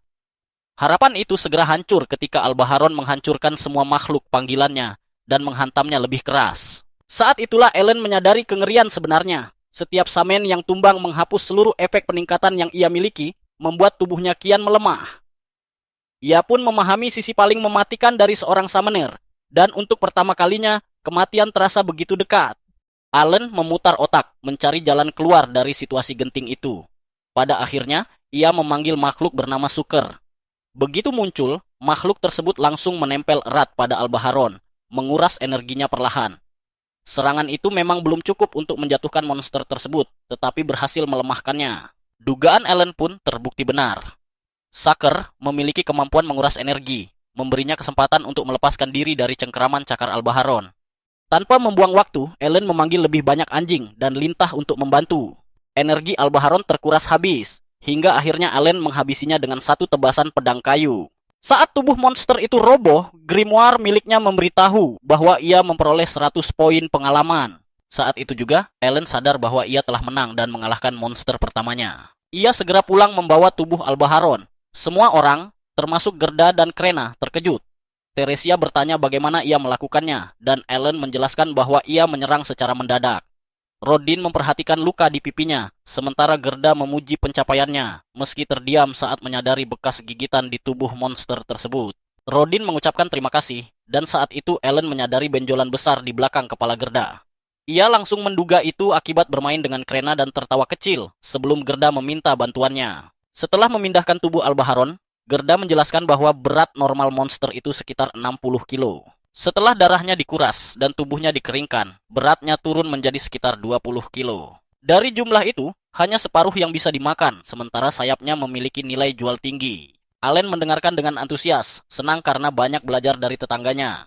Ia juga menjelaskan bahwa hasil buruan tetap harus diserahkan sebagian besar kepada kaum atas, karena pajak 60% berlaku bahkan untuk monster liar. Monster kecil peringkat rendah biasanya diabaikan, tetapi Albaharon termasuk peringkat D. Gerda lalu menunjukkan batu sihir dari tubuh monster itu, yang juga dikenai pajak meski jarang berguna bagi penduduk desa. Menurut Gerda, seorang anak seperti Ellen tak seharusnya berburu sendirian jika ayahnya tidak terluka parah. Hal itu bisa menjadi alasan bernegosiasi dengan kepala suku. Mendengar itu, Ellen mendapatkan ide. Tak lama kemudian, mereka menuju kediaman Deboji. Gerda menyebut bahwa anak Rodin mempertaruhkan nyawa demi desa. Ia menawarkan seluruh sayap sebagai pajak, berharap sisanya bisa disimpan. Deboji ragu, namun Gerda menyindir tajam bahwa tuntutan berlebihan telah membuat Rodin terluka dan keluarganya hampir kelaparan. Allen ikut mengeluh lapar hingga kepalanya pusing. Akhirnya Deboji memahami maksud mereka. Ia mengakui jasa Rodin dan mengizinkan mereka menyimpan sisa Albaharon kali ini. Allen berterima kasih, lalu memberanikan diri bertanya apakah ke depan mereka boleh menyimpan daging, hanya menyerahkan sayap dan batu sihir. Kepala suku sempat terkejut, namun Gerda mengingatkan bahwa belum tentu mereka selalu seberuntung itu. Setelah berpikir sejenak, sang kepala suku menyetujui usulan tersebut, selama mereka kembali mendapat monster lain. Usai kesepakatan, Ellen kembali ke desa dan memasang jebakan seperti sebelumnya, menggunakan Hopper sebagai umpan. Kali ini dua Albaharon muncul sekaligus. Ellen segera menarik Hopper, lalu memanggil lintah untuk menguras energi musuh. Ia menjatuhkan keseimbangan mereka dengan lemparan batu, kemudian memanggil Pit untuk menyerang dengan taringnya. Tak lama kemudian, kedua Albaharon tumbang. Ellen mengakhiri pertarungan dengan pedang kayunya dan memanggil semua summon kembali ke grimoire tanpa satu pun terluka. Ini adalah kemenangan sempurna. Sejak berburu rutin setiap 3 hari, Inilah pertama kalinya Ellen menang tanpa korban. Ia memperoleh 200 poin pengalaman, mencapai batas 1000 dari 1000 dan naik ke level 2. Setelah 6 tahun bereinkarnasi, pencapaian ini terasa luar biasa. Dengan tekad baru, Ellen pulang membawa hasil buruan. Rodin terkejut melihat keberhasilannya, namun memilih diam. Ketika lonceng berbunyi, Ellen kembali bermain bersama Krena, seolah tak ada yang berubah. Dengan perburuan hari itu, Ellen berhasil memenuhi targetnya, 10 monster. Setelah dagingnya dikeringkan, persediaan tersebut cukup untuk bertahan sepanjang musim dingin. Ia sempat berpikir untuk mengejar tingkat 3 dengan memburu 20 monster tambahan. Tetapi rencana itu terasa terlalu berat untuk diselesaikan sebelum akhir tahun. Di tengah lamunannya, Krena tiba-tiba menghilang. Dalam sekejap, gadis itu muncul dari belakang dan memukul kepala Ellen dengan pedang kayu, lalu pergi dengan wajah puas. Malamnya, Ellen memutuskan berbicara jujur kepada kedua orang tuanya, Roden dan Teresia. Ia mengaku menerima wahyu dari Elmia sejak berusia 1 tahun. Dewa itu memberkatinya dengan kekuatan dan kebijaksanaan, namun juga menubuatkan bahwa Ellen akan menghadapi cobaan berat yang tak mampu dilewati 100 orang sekalipun. Pengakuan itu membuat Roden terdiam. Ia menyadari salah satu cobaan mungkin telah berlalu hari itu, melihat luka di pipi Ellen yang telah menghilang. Teresia kemudian menanyakan hasil upacara penilaian. Ellen menjelaskan bahwa nilai rendahnya berasal dari cobaan yang berkembang lambat, serta bakatnya yang masih terlalu baru untuk dikenali. Saat Roden bertanya tentang bakat itu, Ellen memilih berbohong. Ia belum siap mengungkap jati dirinya sebagai pemanggil, apalagi kenyataan bahwa ia adalah hasil reinkarnasi. Tiba-tiba, Teresia memeluk Ellen erat. Ia menyesal karena Ellen tidak menceritakan segalanya. Sejak awal kebiasaannya melempar batu ke pohon dan berburu monster besar ternyata adalah caranya menghadapi cobaan Tuhan seorang diri. Ellen meminta maaf. Ia hanya ingin membuktikan dirinya layak dan sanggup menghadapi ujian dengan berani. Rodin sebenarnya sudah menduga hal itu. Ia mengingatkan bahwa Ellen selalu bisa meminta bantuan mereka. Ellen berterima kasih, dan Rodin menegaskan rahasia ini sebaiknya disimpan sementara, karena berbahaya jika ada yang menganggap Ellen nabi palsu. Meski begitu, Rodin berniat memberitahu Gerda yang selama ini membanggakan Krena sebagai calon pendekar pedang. Saat musim dingin tiba, Ellen sibuk mengeringkan daging Albaharon. Gerda, yang kini mengetahui kebenaran, akhirnya memahami bahwa semua keanehan Ellen masuk akal. Mereka pergi ke kota untuk menjual daging. Pertama kalinya Ellen berdagang. Gerda memuji keputusan menyimpan Albaharon dan menyinggung perbedaan serf dan rakyat biasa, terutama soal pajak. Ellen lalu bertanya apakah serf bisa menjadi rakyat biasa. Gerda menjelaskan bahwa diperlukan upeti 10 koin emas per anggota keluarga, atau hadiah langsung dari Baron. Dengan keluarga yang akan berjumlah 5 orang, Ellen menyadari ia membutuhkan 50 koin emas. Di toko pertama, mereka mulai barter, dan dari sana Ellen mulai memahami dunia perdagangan serta berniat mempelajarinya lebih jauh. Beberapa hari kemudian, Ellen pergi ke kota sendirian untuk menukar daging Albaharon. Ia singgah di sebuah kios buah dan bertanya tentang buah yang tergantung di langit-langit, karena baru pertama kali melihatnya. Pedagang menjelaskan bahwa buah itu bernama Popo, dan 1 buah dapat ditukar dengan 1 ikat daging. Setelah menukar sebagian daging, ia berkeliling kota sambil mencatat informasi penting. 1 ikat dendeng Albaharon bisa ditukar dengan 1 kantong garam, 4 buah mulmo, 1 buah popo, serta kayu bakar untuk 4 hari. Nilai mata uang pun setara, 1 koin emas sama dengan 100 koin perak, 1000 koin tembaga, dan 10.000 koin besi. 1 ikat dendeng bernilai 1 koin perak, artinya ia harus memburu 500 albaon demi 50 koin emas, target yang terasa ringan baginya. Ia lalu mengunjungi toko herbalis dan menanyakan obat pemulih MP, namun pemilik menolak karena terlalu langka. Di bagian belakang toko, Ellen menggambar tanaman obat ke grimoinnya. Saat menanyakan bunga Muller, pemilik menggeleng, teringat kejadian dengan Gerda sebulan lalu. Saat itu, Gerda memaksa membeli 1 bunga seharga 5 koin emas, memohon agar hanya membayar 3 koin dan berjanji melunasi sisanya, bahkan sampai berlutut. Ellen terkejut mengetahui betapa gigihnya Gerda berjuang demi menyelamatkan Rodin, bukti bahwa ia benar-benar sahabat sejati. Pemilik toko bahkan menyebut kegigihannya melebihi anak kecil di toko permen. Ia akhirnya menyerah, meski tetap gelisah sampai seluruh uang dibayarkan. Meski begitu, transaksi itu jelas merugikan dan kekesalannya belum sepenuhnya reda. Mendengar cerita tersebut, Ellen memutuskan memberikan sebungkus dendeng Albaharon. Pemilik toko langsung meminta maaf karena sempat meluapkan emosi. Ellen menjelaskan bahwa itu bukan barter, melainkan hadiah sebagai ungkapan terima kasih karena telah menjual bunga Muller dengan harga miring yang pada akhirnya menyelamatkan nyawa ayahnya. Dendeng itu hanyalah tanda kecil rasa terima kasih, dan ia berjanji akan membawa lebih banyak di lain waktu. Pemilik toko terdiam, terkejut oleh ketulusan itu, lalu meminta Ellen untuk tidak perlu menyebutkannya lagi. Setelah berpamitan, Ellen pergi dan memeriksa harga senjata. Satu senjata saja bernilai 50 koin perak, setara dengan 5 albaun utuh. Tak lama kemudian, Dogora mendekatinya dan memicu keributan. Setelah duel singkat, Ellen melucuti senjatanya dan pergi dengan tenang. Beberapa hari kemudian, di rumah Krena, Dogora kembali menantang. Kali ini, Ellen memilih mengajarinya. Sementara itu, Krena bermain kesatria bersama Mash, yang diam-diam menunjukkan bakat menjanjikan sebagai pengguna tombak. Sementara itu, Teresia baru saja melahirkan anak ketiganya, Mayola. Ellen memilih menghabiskan malam bersama ibunya demi melihat adik kecilnya. Namun, ketenangan itu tak berlangsung lama. Malam harinya, Rodin dan Gerda pulang lebih larut dari biasanya dengan wajah muram. Mereka baru saja dipanggil oleh kepala suku yang menyampaikan titah langsung dari Baron. Jumlah boor yang harus disetorkan dinaikkan dari 10 menjadi 15. Untuk memenuhi target itu, rakyat biasa harus diizinkan ikut berburu kembali tahun ini. Perintah tersebut sulit ditolak. Jika mereka gagal mengirimkan 15 boor sebelum musim dingin, lebih banyak serf akan didatangkan dari luar.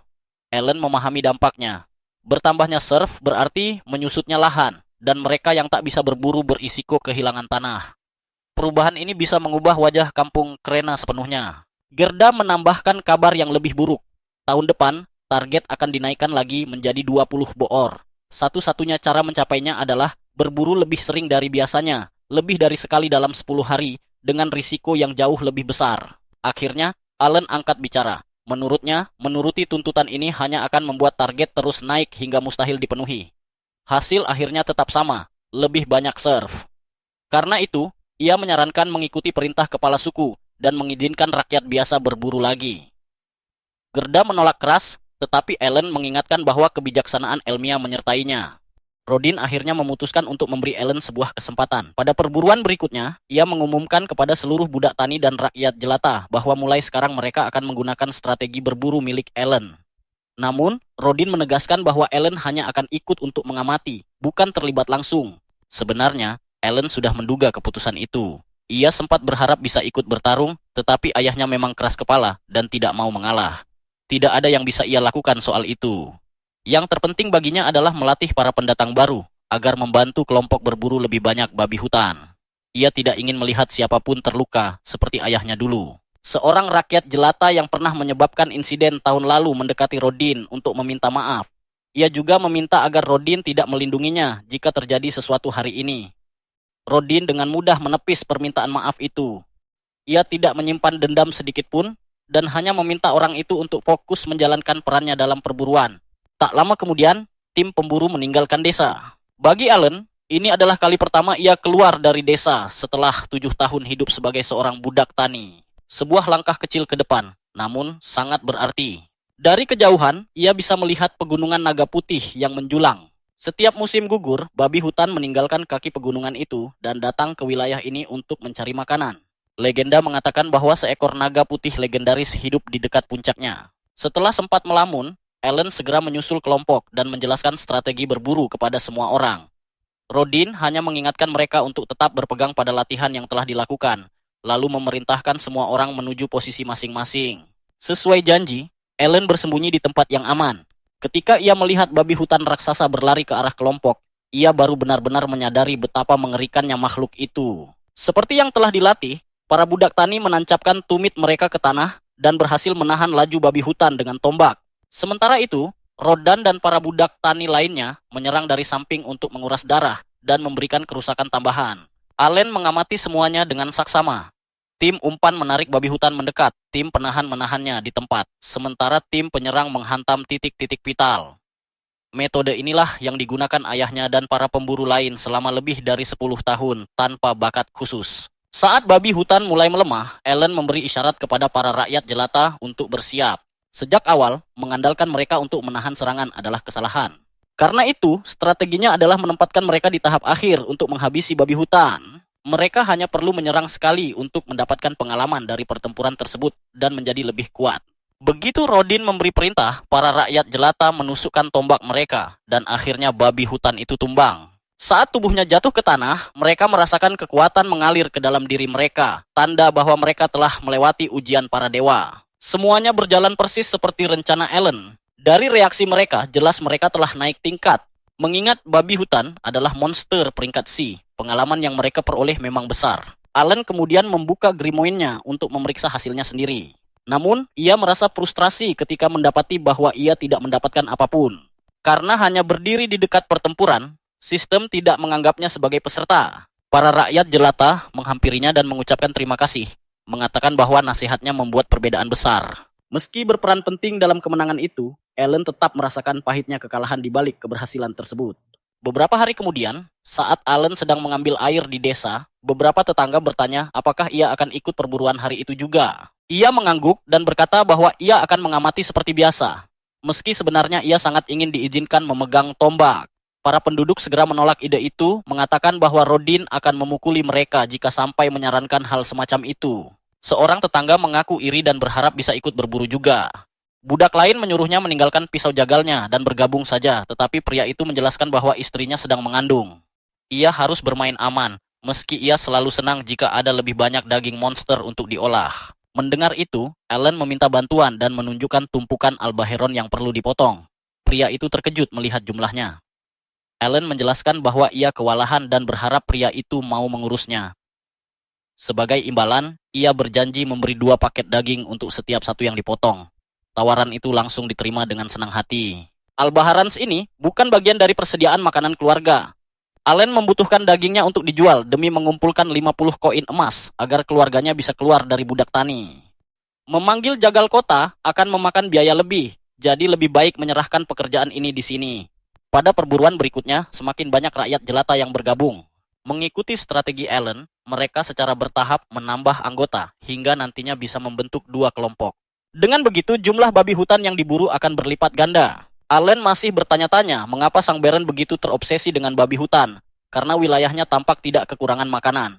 Tak lama kemudian, tim umpan kembali menarik seekor babi hutan. Tim penahan menahannya, tim penyerang melemahkannya, dan saat itulah Gerda memerintahkan para pendatang baru untuk bertindak.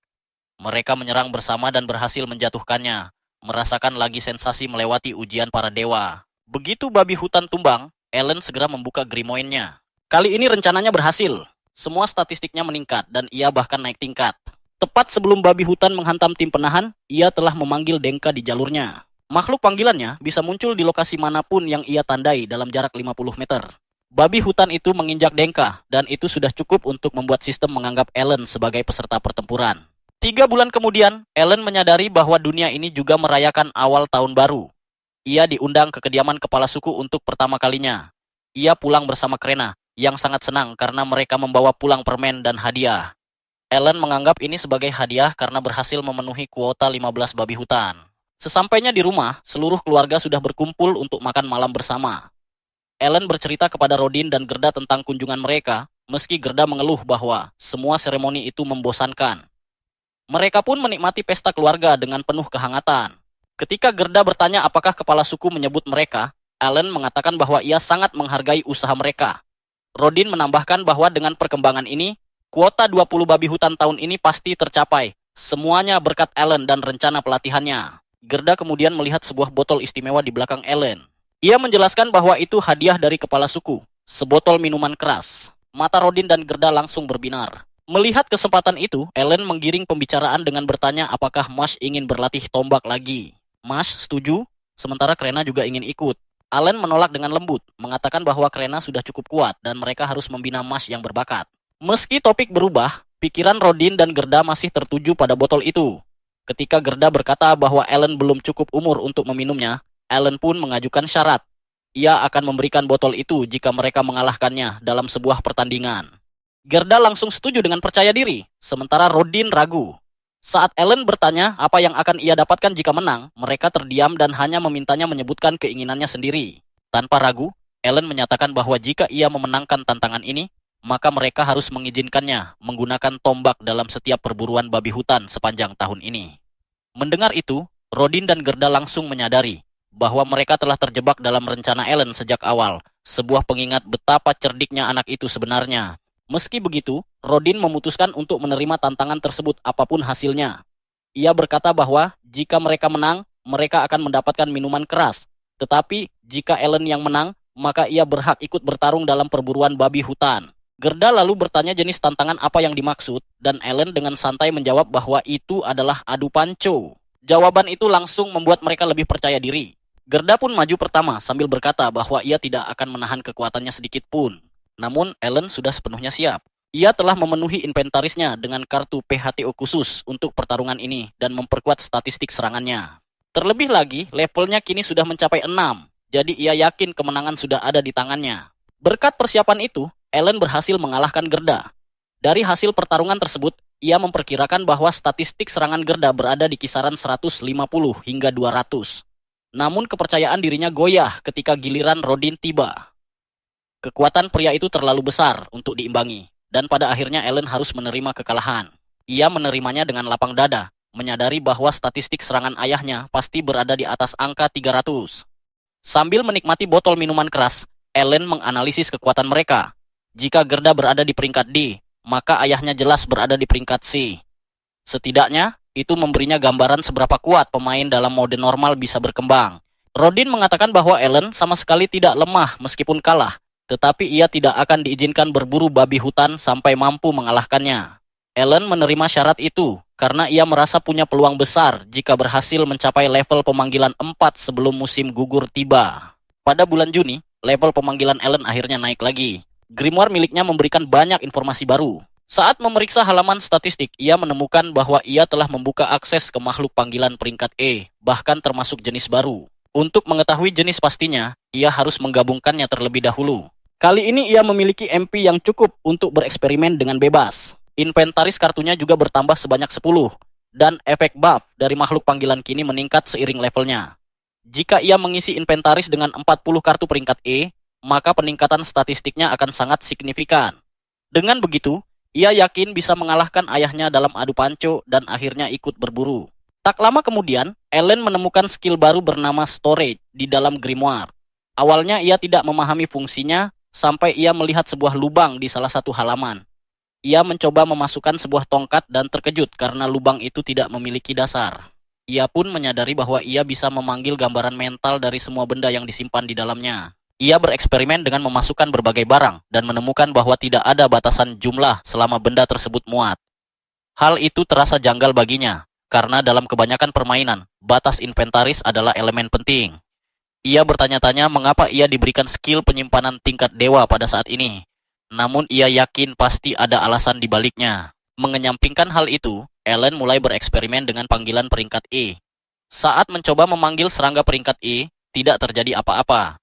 Grimoire memberitahu bahwa ia kekurangan batu sihir peringkat E.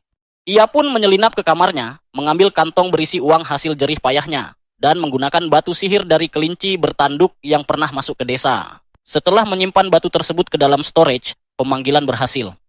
Makhluk itu tampak seperti kupu-kupu, namun ukurannya jauh lebih besar dari dugaan. Ia lalu mencoba panggilan lain, seekor harimau bertaring pedang peringkat E. Makhluk itu lebih besar dan lebih kuat dari anjing panggilannya, serta meningkatkan statistiknya sebesar 10, 2 kali lipat dari peringkat F.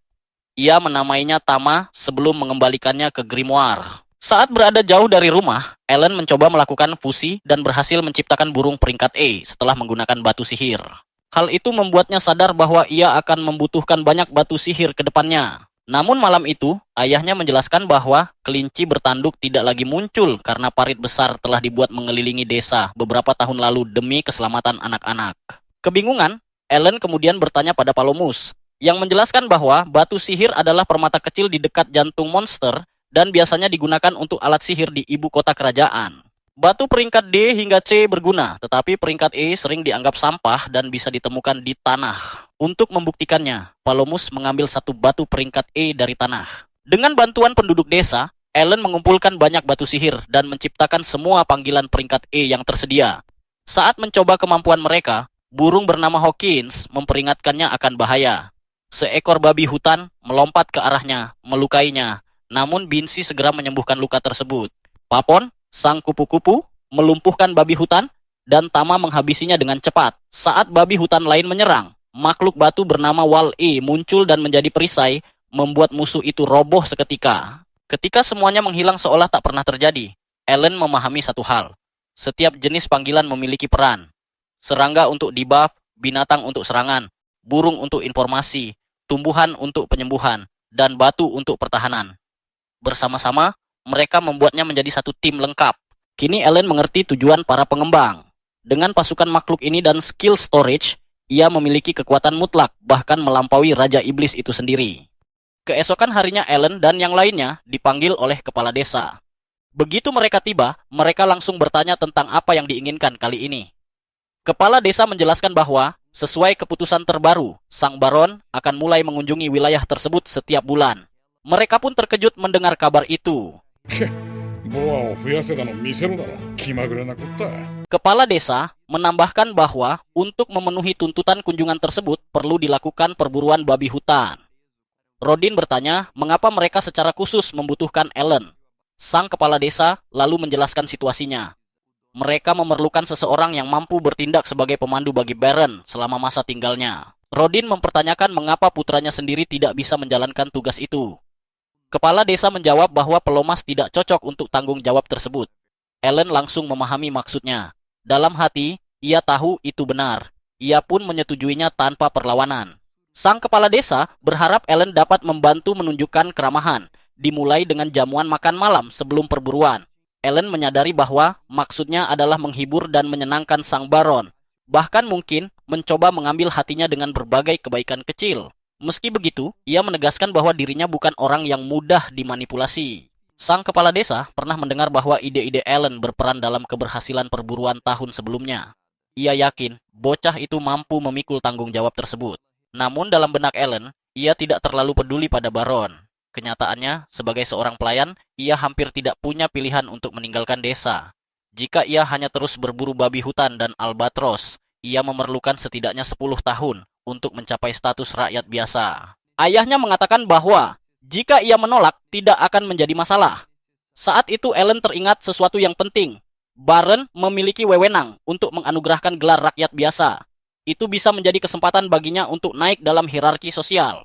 Setelah merenung, ia memutuskan menerima peran sebagai pemandu. Tosa, boku ryōshi sama no annai gakari yaru yo. Pada hari kedatangan Baron, kota tampak ramai. Para kepala desa berlomba-lomba menjilatnya. Putrinya Cecil juga hadir. Baron berterima kasih kepada Deboji atas kerja kerasnya selama lebih dari 15 tahun dalam membangun desa Krena sejak dekret pemulihan tanah dikeluarkan. Ia mengatakan bahwa di seluruh wilayah feodal Grenfell tidak ada contoh keberhasilan yang lebih besar. Ia juga meminta maaf atas keributan terkait daging babi hutan. Ia tahu permintaan tambahan itu merepotkan, tetapi ia tidak bisa menolak perintah langsung dari raja. Tuan rumah terkejut mengetahui bahwa permintaan tersebut datang dari sang raja sendiri. Dengan kesal, ia menyalahkan Viscount Carmel karena telah membicarakan perburuan itu di hadapan raja. Sang kepala pelayan menyarankannya untuk tenang dan mencicipi hidangan yang disajikan. Setelah mencobanya, ia terkejut dengan rasanya dan bertanya daging apa itu. Tuan rumah terdiam, tidak tahu harus menjawab apa hingga Ellen meminta izin untuk berbicara. Ia menjelaskan bahwa hidangan itu adalah albairon, dibuat dari daging yang disembelih sehari sebelumnya. Mereka menggunakan bagian dada, paha, dan hati yang dibumbui dengan rempah segar. Baron bertanya apakah bocah itu putra tuan rumah. Ia menjawab tidak, bahwa Ellen adalah kasus yang berbeda. Seseorang di meja mengingat bahwa ia adalah putra Rodin, sang pemburu. Ellen berterima kasih karena mereka mengenalinya dan memberitahu bahwa ia akan menjadi pemandu pada kesempatan itu. Baron terkesan dengan kesopanannya dan bertanya apakah ayahnya seorang satria. Tuan rumah menjelaskan bahwa ia berasal dari keluarga budak tani. Cecil tampak kesal dan mempertanyakan mengapa seorang budak diizinkan berada di dalam rumah. Ayahnya segera menegurnya dan meminta agar ia tidak memperlakukan siapapun dengan cara seperti itu. Namun, ia tetap memandang Ellen dengan tidak suka. Baron memanggil bocah itu dan bertanya apakah ia siap menjelaskan rincian perburuan esok hari. Ellen menerima dengan sigap. Sang Baron menjelaskan bahwa jika mereka tidak mencapai target 20 babi hutan, para ksatria akan mengambil alih garis depan. Ellen menyadari bahwa Sang Baron tidak sepenuhnya percaya pada para budak. Sementara itu, Cecil tampak bersemangat membayangkan para ksatria menumbangkan babi hutan. Ellen meminta maaf tetapi mengatakan bahwa 20 babi hutan adalah jumlah kecil bagi mereka. Semua orang terkejut mendengar itu dari seorang anak. Ia menegaskan bahwa mereka akan memenuhi target dan hasilnya akan berbicara sendiri. Sebelum berangkat, Baron meminta Zenov menjaga putrinya dan memastikan keselamatan semua orang. Zenov menerimanya tanpa ragu. Di perkemahan, Ellen menunjukkan lokasi perburuan dan menyarankan agar mereka naik ke menara untuk mengamati area tersebut. Cecil terkesan dengan pemandangannya. Ia menjelaskan bahwa hutan itulah tempat mereka menghadapi babi hutan. Tak lama kemudian, diberitakan bahwa para pemburu telah tiba. Ellen menjelaskan bahwa baju zirah yang mereka kenakan dibuat dari sisa kulit, tulang, dan taring hasil buruan sebelumnya. Ia juga meminta agar ucapan terima kasih atas izin yang diberikan disampaikan atas nama ayahnya, Rodin. Ia menerangkan bahwa strategi mereka adalah memancing babi hutan ke zona perburuan. Kecepatan adalah kunci, karena itu mereka menggunakan perlengkapan ringan. Ia meminta kesabaran, karena mungkin butuh waktu hingga hewan-hewan itu muncul. Baron semakin terkesan dan mengatakan bahwa pada musim semi berikutnya, ia akan mengirim seorang tutor untuk membantu Ellen belajar demi ujian masuk akademi. Bocah itu mengerti, tetapi ia tahu bahwa di desa Krena, belajar adalah sesuatu yang terasa jauh.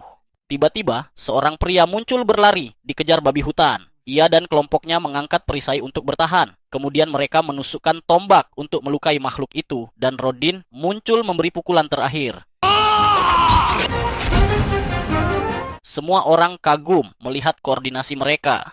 Meski tidak memiliki kekuatan individu yang besar, mereka bekerja sama dan merasa layak disebut pejuang. Tak lama kemudian, 2 babi hutan lagi muncul. Beberapa orang menyarankan memanggil penjaga, tetapi Allen meminta mereka menunggu. Ia menjelaskan bahwa para pemburu telah terlatih untuk situasi seperti itu. Dalam pikirannya, setiap makhluk yang terpancing harus dibunuh. Membiarkannya lolos adalah pemborosan.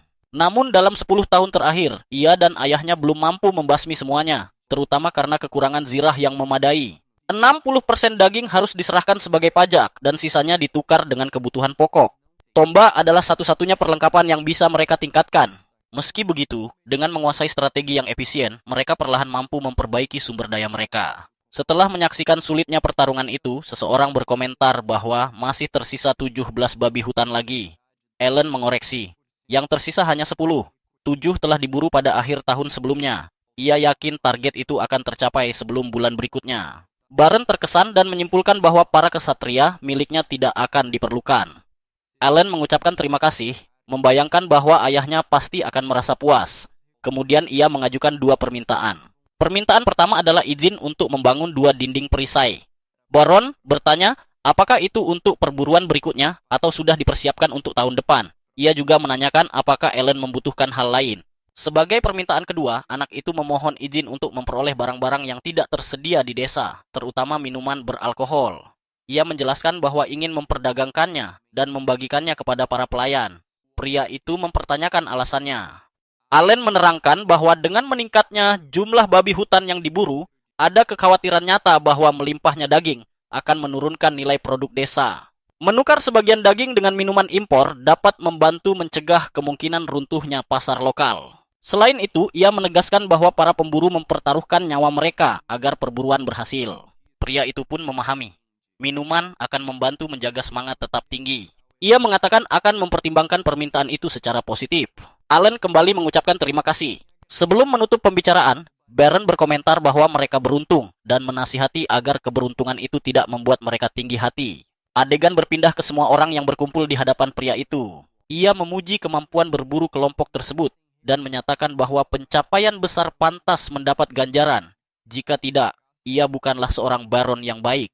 Lalu ia mengumumkan akan menganugerahkan status sosial dari budak menjadi rakyat biasa. お前たちとその家族を今日より平民とする。Dalam benak Ellen, kegembiraan langsung meledak. Kini ia bisa berburu di luar batas wilayah tanah itu. Ia telah memimpikan momen ini berkali-kali selama bertahun-tahun terakhir.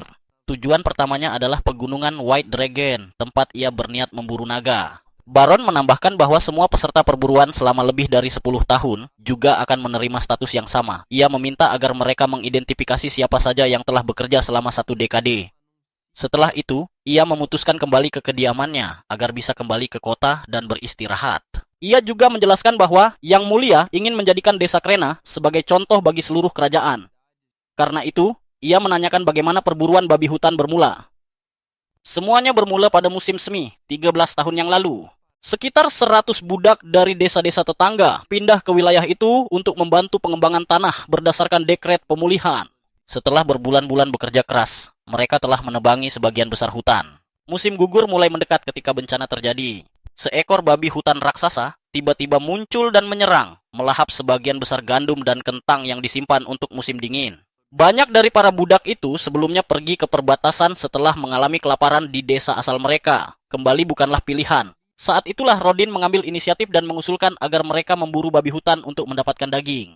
Pada masa itu, mereka belum memiliki senjata, baju zirah, atau pengetahuan seperti sekarang.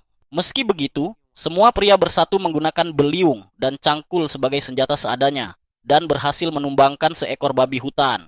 Baron terkesan dengan kisah itu dan mengatakan bahwa mereka patut berbangga karena bersatu untuk menyelesaikan tugas yang sangat sulit. Namun, ia mengingatkan bahwa mereka kehilangan seorang sahabat dalam prosesnya. Setelah mengalahkan babi hutan, mereka melewati semacam ujian para dewa dan luka-luka mereka sembuh. Namun, rekan mereka tidak seberuntung itu. Ia telah berkali-kali mengatakan kepada Rodin agar tidak menyalahkan diri sendiri, tetapi ia tidak mau mendengar. Pada saat itu, Ellen akhirnya mengerti mengapa ayahnya melindungi para plebeo tersebut. Ia sendiri pernah kehilangan teman dengan cara seperti itu. Baron tidak ingin kenangan yang begitu menyakitkan diungkit kembali, tetapi ia ingin Rodin memahami sesuatu. Meskipun ada kehilangan, desa itu tak akan pernah makmur tanpa keputusan bijaknya. Ia ingin menghormati keberanian mereka semua dengan penghargaan baru. Kemudian Rodin bertanya apakah putranya dapat bekerja di rumah Baron. 我が子アレンを漁師様の家で働かせていただけませんか Pria itu berkonsultasi dengan kepala pelayan mengenai ketersediaan posisi. Jawabannya ada. Permintaan itu pun diterima. そなたを我がグランベル家の重木とする。アレン Namun Allen sebenarnya tidak ingin bekerja di sana karena ia harus mengurus para makhluk panggilannya dan merasa perlu mencari cara untuk keluar dari situasi ini. Meski demikian, melihat ayahnya begitu bahagia, ia menyimpan pikirannya sendiri. Sesampainya di rumah, ia berpamitan kepada semua orang. Ia memutuskan untuk bertarung sekali lagi dengan sahabatnya, dan kali ini ia menang. Ia mengatakan bahwa mereka akan tetap sering bertemu. Ayahnya berpesan agar ia bekerja dengan penuh dedikasi, karena itu adalah kesempatan besar pertama dalam hidupnya, dan ia menaruh harapan besar padanya. Setelah beberapa waktu tinggal di wilayah Baron Grenville, Ellen mulai terbiasa dengan kehidupan barunya. Kehidupan yang hampir selalu dipenuhi permintaan Cecil. Suatu hari, gadis itu memintanya membantu mengambil buah dari pohon yang menjulang tinggi. Dengan susah payah mereka memanjat dan berjuang mendapatkannya. Namun begitu buah itu akhirnya sampai di tangan Cecil, ia langsung memuntahkannya. Rasanya terlalu asam dan sama sekali tidak enak. Bukannya orang-orang bilang buah yang tumbuh di pohon tinggi biasanya asam? Ujar Ellen hati-hati. Alih-alih menerima penjelasan itu, Cecil justru menyalahkannya karena membiarkannya memakan buah yang katanya tidak layak dimakan. Ellen bersumpah ia benar-benar tidak tahu. Karena tak ingin berdebat lebih jauh, Cecil akhirnya menyerah dan berkata ingin menetralisir rasa di mulutnya dengan buah popo. Mau tak mau, Ellen harus pergi ke pasar untuk membelikannya.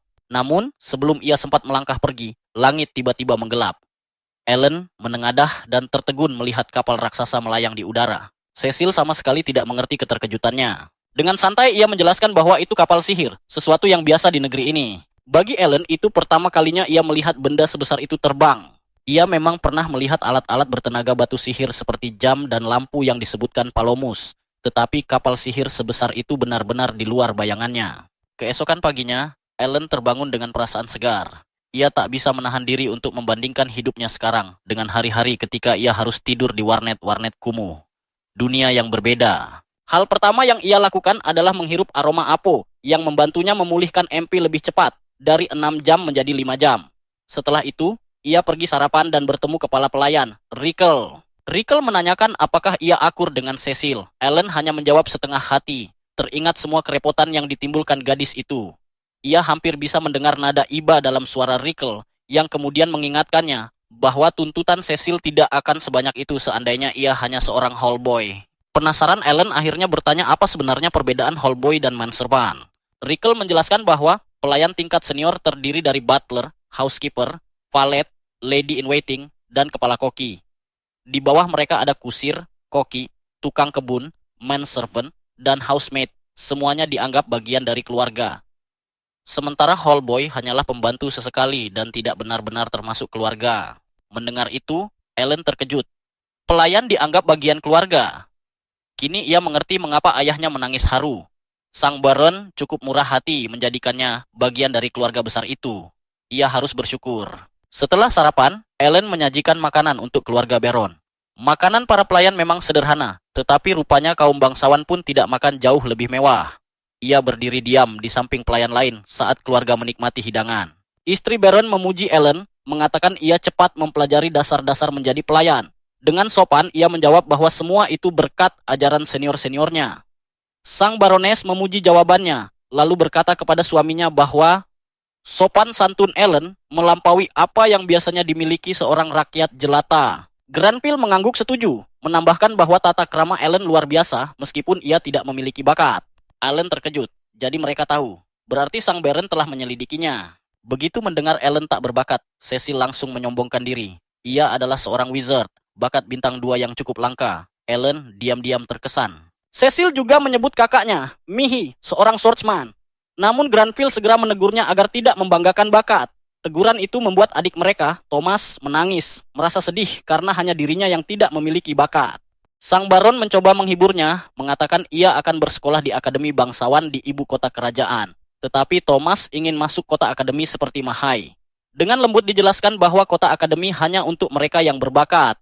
Baron Granville menambahkan bahwa ia sendiri juga tak berbakat, itulah sebabnya ia dulu bersekolah di Akademi Bangsawan, tempat ia bertemu istrinya dan memulai keluarga ini. Thomas akhirnya menerima kenyataan, meski kesedihannya masih terasa. Dan seperti biasa, Cecil menyalahkan Ellen atas suasana muram itu. Siang harinya, karena mendapat waktu libur, Ellen pergi ke pasar di luar Manor. Dunia pasar benar-benar berbeda dari desa kecilnya dulu. Ia begitu bersemangat melihat guild petualang dan langsung masuk. Tanpa basa-basi, ia bertanya pada resepsionis apakah ia bisa menjadi petualang. Usianya 8 tahun, katanya mantap. Resepsionis itu tersenyum menyesal dan menjelaskan bahwa usia minimal pendaftaran adalah 12 tahun. Kekecewaan jelas terlihat di wajah Ellen. Ia menjadi menserpan demi menghormati ayahnya, tetapi ia tidak akan menyerah pada impiannya berburu monster. Karena itu, ia memutuskan mengumpulkan informasi dengan membaca papan bounty. Ada buruan kelinci bertanduk peringkat I, goblin dan kodok besar peringkat D, serta orc dan semut berzirah peringkat C yang dihargai 3 koin perak. Seorang petualang bernama Raven mendekatinya, memperingatkan bahwa tempat ini bukan taman bermain.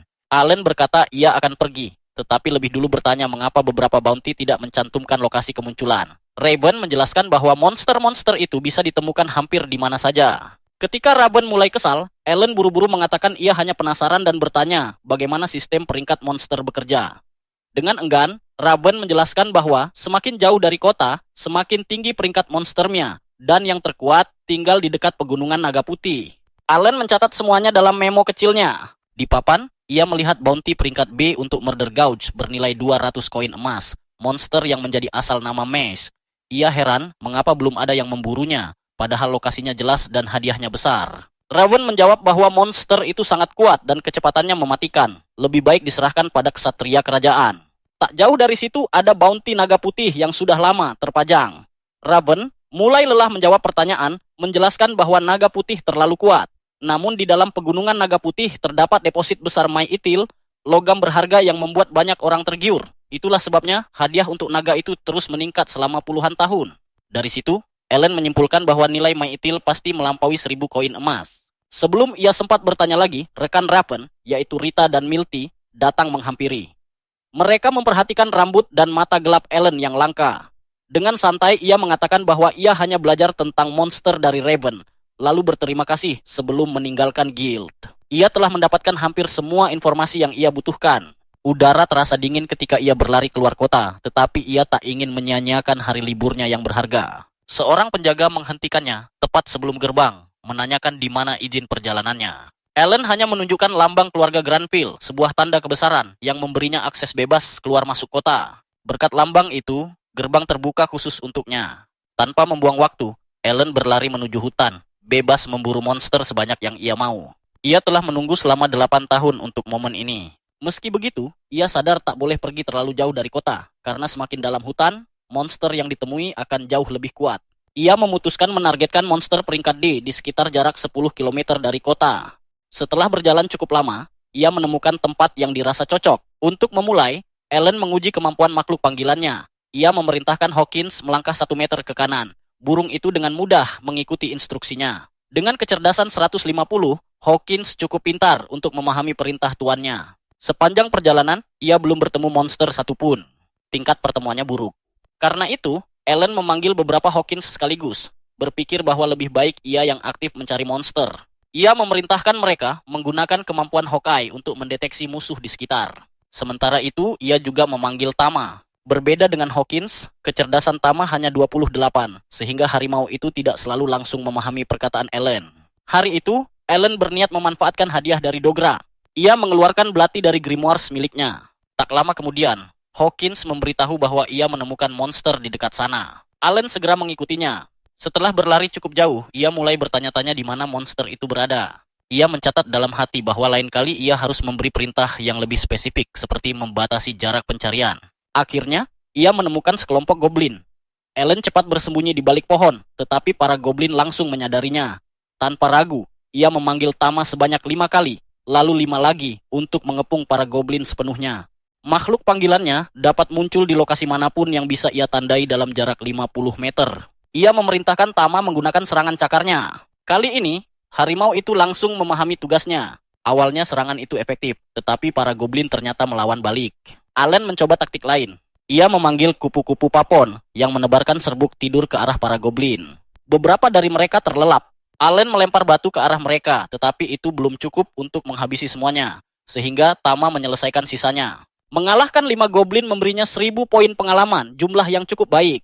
Dalam berburu pengalaman, efisiensi adalah kunci. Seekor goblin memang memberi lebih sedikit dibandingkan babi hutan raksasa, tetapi waktu yang dibutuhkan untuk mengalahkannya jauh lebih singkat. Setelah mengumpulkan batu sihir, Ellen kembali meminta Hawkins mencari kelompok goblin lain, minimal 5 ekor, dalam radius 3 km. Strategi yang sama, ia ulangi hingga hari gelap. Di akhir hari, ia telah memburu 5 kelinci bertanduk dan 80 goblin, menghasilkan 1650 poin pengalaman dan membuatnya naik 2 tingkat. Ia juga memperoleh data berharga tentang kemampuan papon. Terhadap goblin, serbuk tidurnya memiliki peluang sekitar 80% untuk membuat musuh terlelap. Bahkan satu makhluk panggilan pun bisa sangat berguna menghadapi gerombolan monster. Ia juga memahami bahwa batu sihir peringkat D tidak bisa digunakan untuk menciptakan makhluk panggilan peringkat E, dan sebaliknya pun demikian. Artinya, ia tetap harus mempertimbangkan penggunaan makhluk peringkat rendah dalam situasi tertentu. Saat hendak melanjutkan perburuan, Ellen menyadari Hawkins tidak bergerak. Barulah ia paham bahwa mereka tidak bisa melihat dalam gelap. Situasi menjadi rumit karena ia mengandalkan Hawkins untuk menemukan jalan pulang. Ia pun tersesat di hutan. Beruntung, setelah berkelana cukup lama, ia berhasil menemukan jalan kembali ke kota dan pulang dengan selamat. Sebulan kemudian, Ellen membeli 3 bola besi agar serangannya lebih kuat dibanding sekadar melempar batu. Ia telah berburu monster 4 kali lagi dan kini mencapai level 12. Mengalahkan monster lemah untuk mengumpulkan pengalaman sambil memperbaiki perlengkapan adalah strategi klasik dalam permainan manapun. Suatu malam, saat kembali ke Manor Granville, Sebas sudah menunggunya. Ia mengatakan bahwa mereka perlu berbicara. Ellen sempat panik. Ia dibawa ke kantor Sang Baron Granville. Sang Baron memuji kinerjanya selama 2 bulan terakhir. Ia mendengar banyak hal baik tentang Ellen dari Sebas dan Rickle. Namun, ia ingin tahu apa yang dilakukan Ellen setiap hari libur, karena ia selalu pergi sejak pagi dan pulang setelah gelap. Memahami kekhawatiran itu, Ellen memilih jujur. Ia mengaku bahwa ia berburu monster di hutan luar kota. Ketika ditanya alasannya, tanpa berpikir panjang ia menjawab bahwa ia adalah putra Rodin, sang pemburu babi hutan legendaris. Berburu sudah mengalir dalam darahnya. Ia sendiri terkejut dengan jawabannya, tetapi entah mengapa terasa benar. Granville menerima alasan itu. Sebas kemudian bertanya tentang kelinci bertanduk yang diburunya. Jika ia menjual dagingnya ke tukang daging demi uang, itu bisa menimbulkan skandal. Allen meminta maaf tanpa menyebut bahwa selama ini ia hanya membuangnya. Sebas selalu menawarkan agar daging itu dijual ke perkebunan Granville saja, dengan bayaran 1 koin perak per bundel. Allen menerimanya dengan senang hati. Kini ia bisa berburu secara terbuka sekaligus mendapat penghasilan. 6 bulan kemudian, pada hari liburnya Allen kembali memasuki hutan. Ia menargetkan setidaknya 100 goblin hari itu, juga beberapa kelinci bertanduk untuk tambahan uang saku dan batu sihir. Hawkins segera menemukan goblin di dekatnya, tetapi Ellen memutuskan menyelesaikan buah yang sedang dimakannya lebih dulu. Tiba-tiba, semua makhluk panggilannya datang bersamaan dengan gelagat aneh. Merasa ada yang tak beres, Ellen membuang buahnya dan mengikuti burung-burung itu. Mereka bergerak terlalu cepat dan terlalu jauh ke dalam hutan. Jelas ada sesuatu yang terjadi. Tak lama kemudian, ia menemukan kelompok petualang pimpinan Raven terkepung goblin. Raven terluka parah. Rita berdiri sendirian menghadapi musuh, menyuruh Milty melarikan diri. Namun Milty menolak meninggalkan mereka.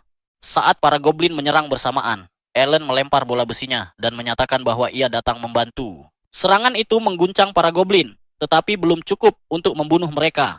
Karena kelompok Raven menyaksikannya, Ellen tak bisa menggunakan makhluk panggilannya. Ia mencabut belati pemberian Dora dan meminta Rita menangani goblin yang kehilangan satu tangan. Tanpa ragu Rita mengikuti instruksinya. Kini di level 12, dengan peningkatan dari makhluk panggilannya, serangan dan kelincahan Ellen melampaui 300. Ia mampu mengalahkan monster peringkat D bahkan tanpa bantuan makhluknya. Dalam waktu singkat, para goblin tumbang. Rita segera memeriksa kondisi Raven. Milty menjelaskan bahwa ia gagal melewati ujian para dewa dan tak memiliki sisa MP untuk menyembuhkannya. Rita panik, memohon agar Raven tidak mati. Dengan tenang, Ellen berkata bahwa Raven tak akan selamat jika dipaksa kembali ke kota dalam kondisi itu. Ia pun menawarkan untuk mencoba ramuan herbal penyembuh yang ia miliki. Rita memohon kepadanya, mengatakan bahwa mereka akan membayar berapapun yang ia minta, asalkan ia menyelamatkan Raven. Tanpa banyak bicara, Ellen mengeluarkan Leaf of Life yang ia ciptakan dengan kemampuan binsi. Mengetahui bahwa daun itu mampu memulihkan HP. Ia cukup meletakkannya di luka sayatan Ravien, dan dalam hitungan detik, luka separah apapun itu langsung menutup dan sembuh total. Rita dan Milly tak bisa menyembunyikan rasa lega mereka saat melihat Raven siuman dan pulih secepat itu. Ellen bahkan menggunakan satu daun lagi untuk menyembuhkan luka-luka ringan milik Rita. Milty terkejut melihatnya memakai item penyembuh sekuat itu hanya untuk luka kecil, tetapi Ellen meminta mereka tidak perlu mengkhawatirkannya. Begitu sadar sepenuhnya, Raven mengenali Ellen sebagai anak yang pernah ia temui di Adventurers Guild. Dengan tulus ia berterima kasih karena telah menyelamatkan nyawanya. Namun Ellen justru ingin segera pergi. Ia hanya ingin kembali bertani dan mengejar target hariannya. Sayangnya, Raven menahannya dan bersikeras membalas budi karena ia merasa berutang nyawa. Ellen hanya meminta satu hal, jangan pernah menceritakan tentang dirinya kepada siapapun. Kelompok Raven langsung menyetujuinya dan bahkan meminta Ellen memberitahu jika ia membutuhkan sesuatu. Setelah berpikir sejenak, Ellen mengatakan bahwa ia sedang mengumpulkan batu sihir. Akan sangat membantu jika mereka bisa mengumpulkan 100 batu sihir peringkat E untuknya. Raven sedikit terkejut karena permintaannya sesederhana itu. Tetapi tanpa ragu ia dan timnya menerima. Mereka berjanji akan menyiapkannya dalam waktu sekitar 1 minggu. Setelah mereka pergi, Ellen teringat bahwa ayahnya membutuhkan waktu sekitar 1 bulan untuk pulih sepenuhnya setelah menggunakan bunga meleri. Namun Raven sembuh hampir seketika dengan Leaf of Life. Dari situ ia menyimpulkan bahwa bunga Muller memulihkan HP berdasarkan persentase dari total maksimum, penyembuhan berbasis persentase. Sementara Leaf of Life memberikan pemulihan HP dalam jumlah tetap. Ia juga menyadari hal lain. Dalam pertempuran tadi, ia hanya mendapatkan 160 pengalaman untuk setiap goblin, sekitar 80% dari yang biasa ia peroleh saat memburu sendirian. Itu berarti pengalaman tidak dibagi berdasarkan jumlah anggota party ketika ia mengalahkan monster bersama orang lain. Merasa ada hal yang lebih penting, Ellen memanggil Hawkins dan menuntut penjelasan mengapa ia mengabaikan perintahnya. Apakah ia sengaja melakukannya karena mengkhawatirkan para petualang itu? Hawkins mengangguk pelan. Alan terkejut, ternyata makhluk panggilannya memiliki kesadaran. Selama ini ia mengira mereka hanya ada untuk memberi buff, menggunakan kemampuan, dan mengikuti perintah. Rupanya tidak sesederhana itu. Hawkins telah mengutamakan perasaannya sendiri dan menuntun Ellen ke kelompok Raven karena tahu mereka dalam bahaya. Ellen pun menyadari betapa luar biasanya makhluk ciptaan Elmia. Ia meminta maaf kepada Hawkins, berjanji akan lebih berhati-hati dalam memberi perintah agar hal serupa tidak terjadi lagi.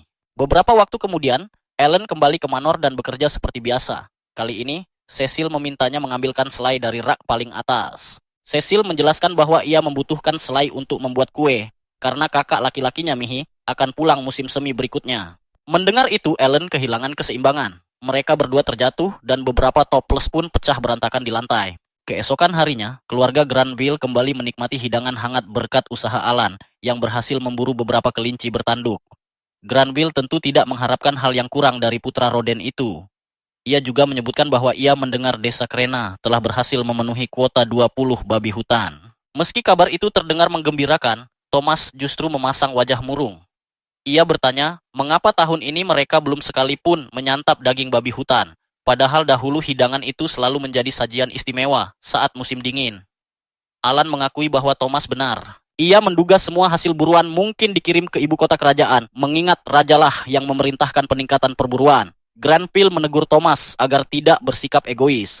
Namun dalam hati, Alan merasa itu sedikit keterlaluan. Rasanya aneh jika para bangsawan justru kalah dalam urusan daging dibanding rakyat jelata. Istri Granville menambahkan bahwa memang disayangkan mereka tak memiliki daging babi hutan untuk disajikan, karena hal itu bisa mengurangi semarak perayaan tahun baru.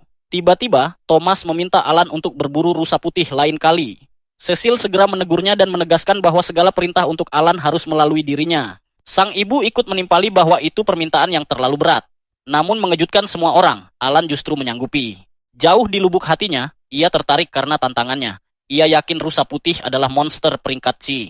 Tak lama kemudian, Alan berangkat menuju hutan. Setelah beberapa waktu mencari, ia akhirnya menemukan seekor rusa putih raksasa. Tanpa membuang waktu, ia memanggil pasukan Hopper dan memerintahkan mereka menggunakan kemampuan probok untuk memancing perhatian sang rusa. Tepat sebelum rusa itu menyerang, Elan membuat para katak itu menghilang, lalu memanggil mereka kembali di arah berlawanan. Mereka kembali memancing amarah rusa sebelum lenyap lagi. Sang rusa menjadi murka dan tanpa sadar terjerumus ke dalam jebakan salju yang telah dipersiapkan Alan dengan kemampuan miliknya. Kini terperangkap, rusa putih itu tak berdaya. Alan mengakhiri pertarungan dengan belatinya, lalu membawanya kembali ke kota. Saat para penjaga melihat rusa putih raksasa di depan gerbang mansion, mereka berlari panik. Mereka bahkan mendengar suara dari balik tubuh monster itu yang ternyata adalah Alan, terhimpit di bawah berat buruannya sendiri. Para penjaga semakin terkejut ketika Alan menjelaskan bahwa ia memburunya khusus untuk Thomas. Tak lama kemudian, Granville dan keluarganya keluar setelah mendengar keributan.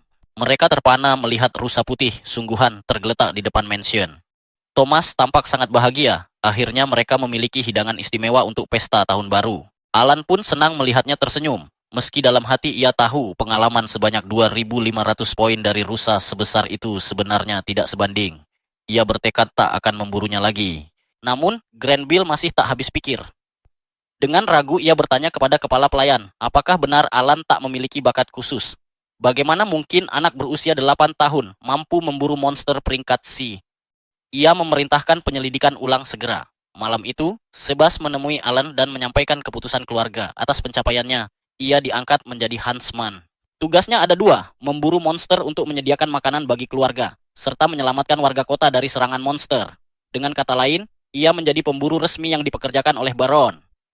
Alan tertarik, artinya ia bisa berburu setiap hari dan menyebutnya sebagai pekerjaan.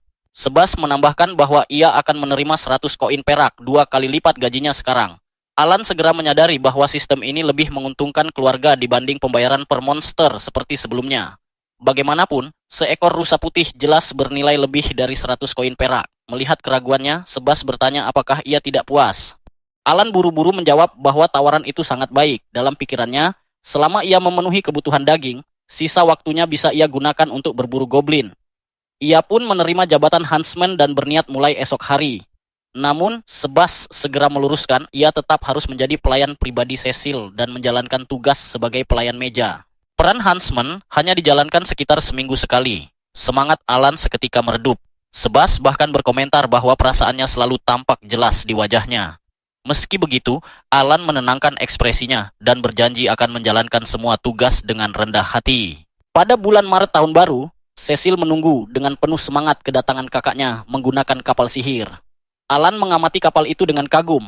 Ia tahu kapal tersebut digerakkan oleh batu sihir, tetapi tetap tak mengerti bagaimana ia bisa melayang. Cecil berpesan agar Alan tidak membocorkan bahwa ia telah memanggang kue untuk kakaknya karena ingin memberi kejutan. Begitu kapal mendarat, ia berlari menyambut sang kakak, Mihi, dan langsung menegurnya karena ingkar janji tak pulang saat liburan musim panas. Mihi meminta maaf, dan Alan dapat melihat betapa akrabnya mereka. Mengingat Mihi mulai bersekolah di akademi tahun lalu, usianya hampir 14 tahun, meski penampilannya tampak lebih dewasa. Alan mendekat dengan sopan untuk membawa barang bawaan. Mihi mengira ia pelayan baru, dan Alan membenarkannya. Ia telah melayani keluarga sejak musim gugur lalu. Cecil menambahkan bahwa ia juga merangkap sebagai huntsman. Mihi terkejut mendengar itu dari anak seusianya. bahkan mengakui bahwa Alan tampak berbakat. Dengan rendah hati, Alan menepis pujian itu. Hari itu, setelah memenuhi kuota monster dengan memburu 2 monster raksasa, termasuk kodok besar pesanan kepala koki, Alan mendengar dari Rickle bahwa Mihi sedang berduel dengan Zenov di taman. Ia segera menuju ke sana, masih memanggul monster seolah tak berbobot. Ia menyaksikan Mihi bertarung dengan gagah melawan Zenov.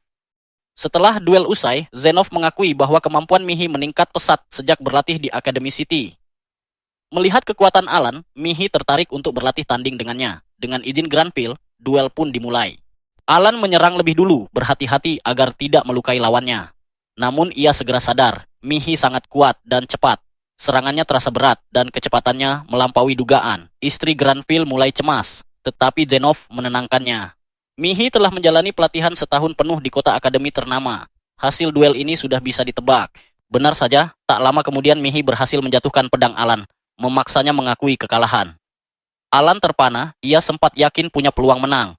Mihi memuji kemampuannya, mengatakan kini ia mengerti bagaimana Alan bisa menjadi pelayan pribadi di usia semuda itu. Dengan jujur, Alan mengakui bahwa ia memang berada di liga yang berbeda. Cecil dan Thomas segera memuji kemenangan Mihi. Meski Cecil tetap memberi pengakuan pada Alan, ia tidaklah setengah buruk. Thomas dengan penuh semangat bercerita kepada Mihi bahwa dirinya jauh lebih kuat dibanding tahun lalu. Sang kakak lalu menjelaskan bahwa kekuatannya meningkat karena ia berhasil menaklukkan sebuah dungeon selama musim panas. Karena mereka belum memahami apa itu dungeon, Mihi pun menjelaskan bahwa dungeon adalah semacam labirin berbahaya, tempat para petarung harus menghadapi monster. Ia terpaksa menaklukkannya, jika tidak, ia bisa saja dikeluarkan dari akademi. Mendengar itu, Cecil akhirnya mengerti mengapa kakaknya tidak pulang saat musim panas. Mihi tersenyum dan mengatakan bahwa kehidupan di akademi memang keras, tetapi semua itu sepadan. Di sana, ia berkesempatan mempelajari seluk-beluk ilmu pedang, langsung dari Dieberg the Sword Lord. Kini Alan memahami alasan dibalik kehebatan Mihi. Berlatih bersama para Sword Lord dan menaklukkan dungeon jelas bukan pencapaian biasa. Terlebih lagi, berada di mode normal membuat perkembangan Mihi melaju 100 kali lebih cepat dibandingkan dirinya yang terjebak di mode neraka. Dengan wajah berbinar, Cecil bertanya kapan kakaknya akan kembali berkunjung. Namun, raut cerianya perlahan meredup saat Mihi mengatakan bahwa ia baru bisa pulang pada musim panas tahun depan. Alan segera menyela, meminta agar mereka berlatih tanding lagi saat Mihi kembali nanti. Mihi menyetujuinya dengan senang hati, lalu menitipkan satu permintaan. Selama ia pergi, jagalah adiknya baik-baik. Alan menerima permintaan itu, meski dalam hati ia sadar bahwa tujuan utamanya adalah naik pangkat sebagai pelayan dan membangun namanya sendiri. Jika mengikuti keinginannya, ia ingin berburu setiap hari. Namun kenyataannya, ia seolah ditakdirkan untuk melayani Cecil selamanya. Ia harus menemukan cara berhenti dari pekerjaan ini tanpa mempermalukan ayahnya. Beberapa hari kemudian, Mihi kembali ke Academy City, kota tempat Krena, Dora, dan Clark Cecil juga akan menimba ilmu. Sementara itu, pikiran Alan dipenuhi angan-angan tentang dungeon. Ia berharap suatu hari bisa menaklukkan satu sendiri. Awal April, Granville menyambut kedatangan Viscount Carnell dengan penuh basa-basi kehormatan. Namun Carnell hanya menepisnya, mengatakan bahwa sesekali menikmati pemandangan pedesaan yang sunyi juga menyenangkan. Granville tertawa kecil, meski jelas tak benar-benar terhibur. Alan menyajikan makanan sambil teringat penjelasan Rickle sebelumnya. Ia diberitahu bahwa Carnell memimpin wilayah di seberang White Mountains. Secara status sosial, seorang Viscount berada satu tingkat di atas Baron. Bahkan terdengar kabar bahwa Carnell datang jauh-jauh dari ibu kota kerajaan menggunakan kapal sihir hanya untuk berkunjung. Rickle telah memperingatkannya agar berhati-hati. Keluarga Baron Granville dan Viscount Carnell telah berseteru selama berabad-abad. Dalam pertemuan itu, Alan memilih diam. Tak lama kemudian, Carnell memuji hidangan yang disajikan, menyebut daging babi hutan yang terkenal itu begitu lezat. Granville mengiyakan dan Alan ikut memainkan peran, meski ia tahu daging itu sebenarnya hanyalah kelinci bertanduk. Granville tentu takkan membuang daging babi hutan sungguhan untuk tamu yang tidak diinginkannya. Dengan mulut penuh makanan, Carnell berkata tak heran jika hidangan itu dirahasiakan. Granville membalas tegas bahwa itu sama sekali bukan rahasia. Alan bisa merasakan kemarahan tuannya, dan itu wajar. Bagaimanapun, Carnell lah yang melapor kepada raja soal kuota daging babi hutan hingga kini seluruh hasilnya harus dikirim ke ibu kota. Tanpa rasa malu, Carnell bahkan meminta tambah. Alan mulai kesal, tetapi tetap bersikap profesional. Di sela-sela itu, Rickle pernah menjelaskan bahwa Pegunungan White Dragon Mountains kaya akan deposit mithril. Kedua wilayah memiliki tambang, namun karena seekor naga putih bersarang di sisi mereka, wilayah Granville tak dapat mengakses tambangnya sendiri. Itulah sebabnya mereka mengalami kemunduran ekonomi. Untungnya, naga putih itu berpindah sarang setiap 100 tahun. Sekitar 1 abad lalu, giliran wilayah Karnel yang terpuruk. Usai makan, Granville akhirnya bertanya tujuan kedatangan Karnel. Mustahil ia menempuh perjalanan sejauh itu hanya demi daging babi hutan. Karnel tertawa dan berkata bahwa ia hampir lupa beberapa hari lalu putri bungsunya menjalani upacara appraisal dan ia datang untuk membagikan hasilnya. Dengan bangga, ia mengatakan bahwa putrinya beruntung karena tidak memiliki talent. Alan semakin bingung, mengapa ketiadaan bakat justru dibanggakan. Karnel bahkan menyombongkan bahwa 2 dari 3 anaknya justru terbebani talent. Granville kehilangan ketenangannya dan mengingatkan bahwa putra sulung Karnel juga memiliki talent. Artinya mereka wajib menjalankan kewajiban bangsawan. Bagi rakyat biasa dan para petani, memiliki talent adalah anugerah yang membahagiakan. Maka jelas, bagi kaum bangsawan pasti ada sisi gelap dari talent itu. Waktu berlalu, awal Oktober, Alan menggunakan hari liburnya untuk menemui kelompok Raven. Ia berniat berburu lebih jauh dari kota dan meminta pengetahuan mereka tentang monster peringkat C. Ia telah mengalahkan sekitar 10.000 goblin, hampir tak tersisa lagi di sekitar sini. Monster peringkat D tak lagi cukup untuk meningkatkan levelnya. Raven memperingatkan bahwa satu kesalahan kecil saja bisa berakibat kematian, bahkan bagi petualang peringkat C. Alan memahami risikonya, justru karena itulah ia ingin belajar. Rita kemudian mengajak mereka berbelanja perlengkapan baru. Saat Alan meminta armor yang tidak menghambat gerak, Rita malah menyodorkan rok merah muda. Ia hanya bisa menghela napas dalam hati. Bagaimanapun ia pria berusia 43 tahun secara mental. Akhirnya ia memilih jubah merah yang disarankan Milty, tampak tipis namun ternyata efektif. Dengan perlengkapan baru, ia menuju hutan. Skill Enhance miliknya kini mencapai level 5, menggandakan efek buff pada makhluk panggilannya. Tak lama, Hawkins melaporkan keberadaan monster peringkat C, seekor orc yang sedang tertidur. Alan merasa heran karena makhluk panggilannya tak pernah lelah. Namun itu justru kesempatan emas. Ia segera mengirim skuad Tama. Meski orc sempat melawan setelah terbangun, mereka berhasil mengalahkannya dan memberi Alan 1.500 pengalaman, serta sebuah batu sihir peringkat C. Tak lama kemudian, Hawkins menemukan monster lain, seekor semut baja peringkat C. Kali ini lebih berbahaya, cakar Tama tak mampu menembus lapisan kerasnya. Alan mengubah strategi dan memanggil Papillon. Serbuk sisik kupu-kupu itu membuat semut tertidur. Ia mencoba mengambil batu sihir dengan belatinya, namun cangkangnya sekeras baja. Serangannya yang bernilai 438 pun tak berdaya. Saat semut mulai terbangun, Alan panik dan menusuknya berulang kali hingga akhirnya menang, memperoleh 3.000 pengalaman. Namun, cangkangnya tetap tak tertembus. Ia mulai berpikir mungkin perlu sihir api untuk melelehkannya. Menyadari statistik intelligence miliknya cukup tinggi, Alan berharap bisa menggunakan sihir. Sebagai hadiah ulang tahun 1 tahunnya menjadi pelayan pria, ia meminta izin pada Cecil untuk menemui seorang penyihir tua. Sang penyihir memintanya menyentuh bola kristal yang akan bercahaya jika seseorang memiliki bakat sihir. Dengan harap-harap cemas, Alan mencoba. Namun bola kristal itu tetap redup. Sang penyihir menyatakan bahwa ia tak memiliki bakat sihir. Harapan Alan seketika runtuh. Ia mulai merasa kelas summoner mungkin hanyalah lelucon.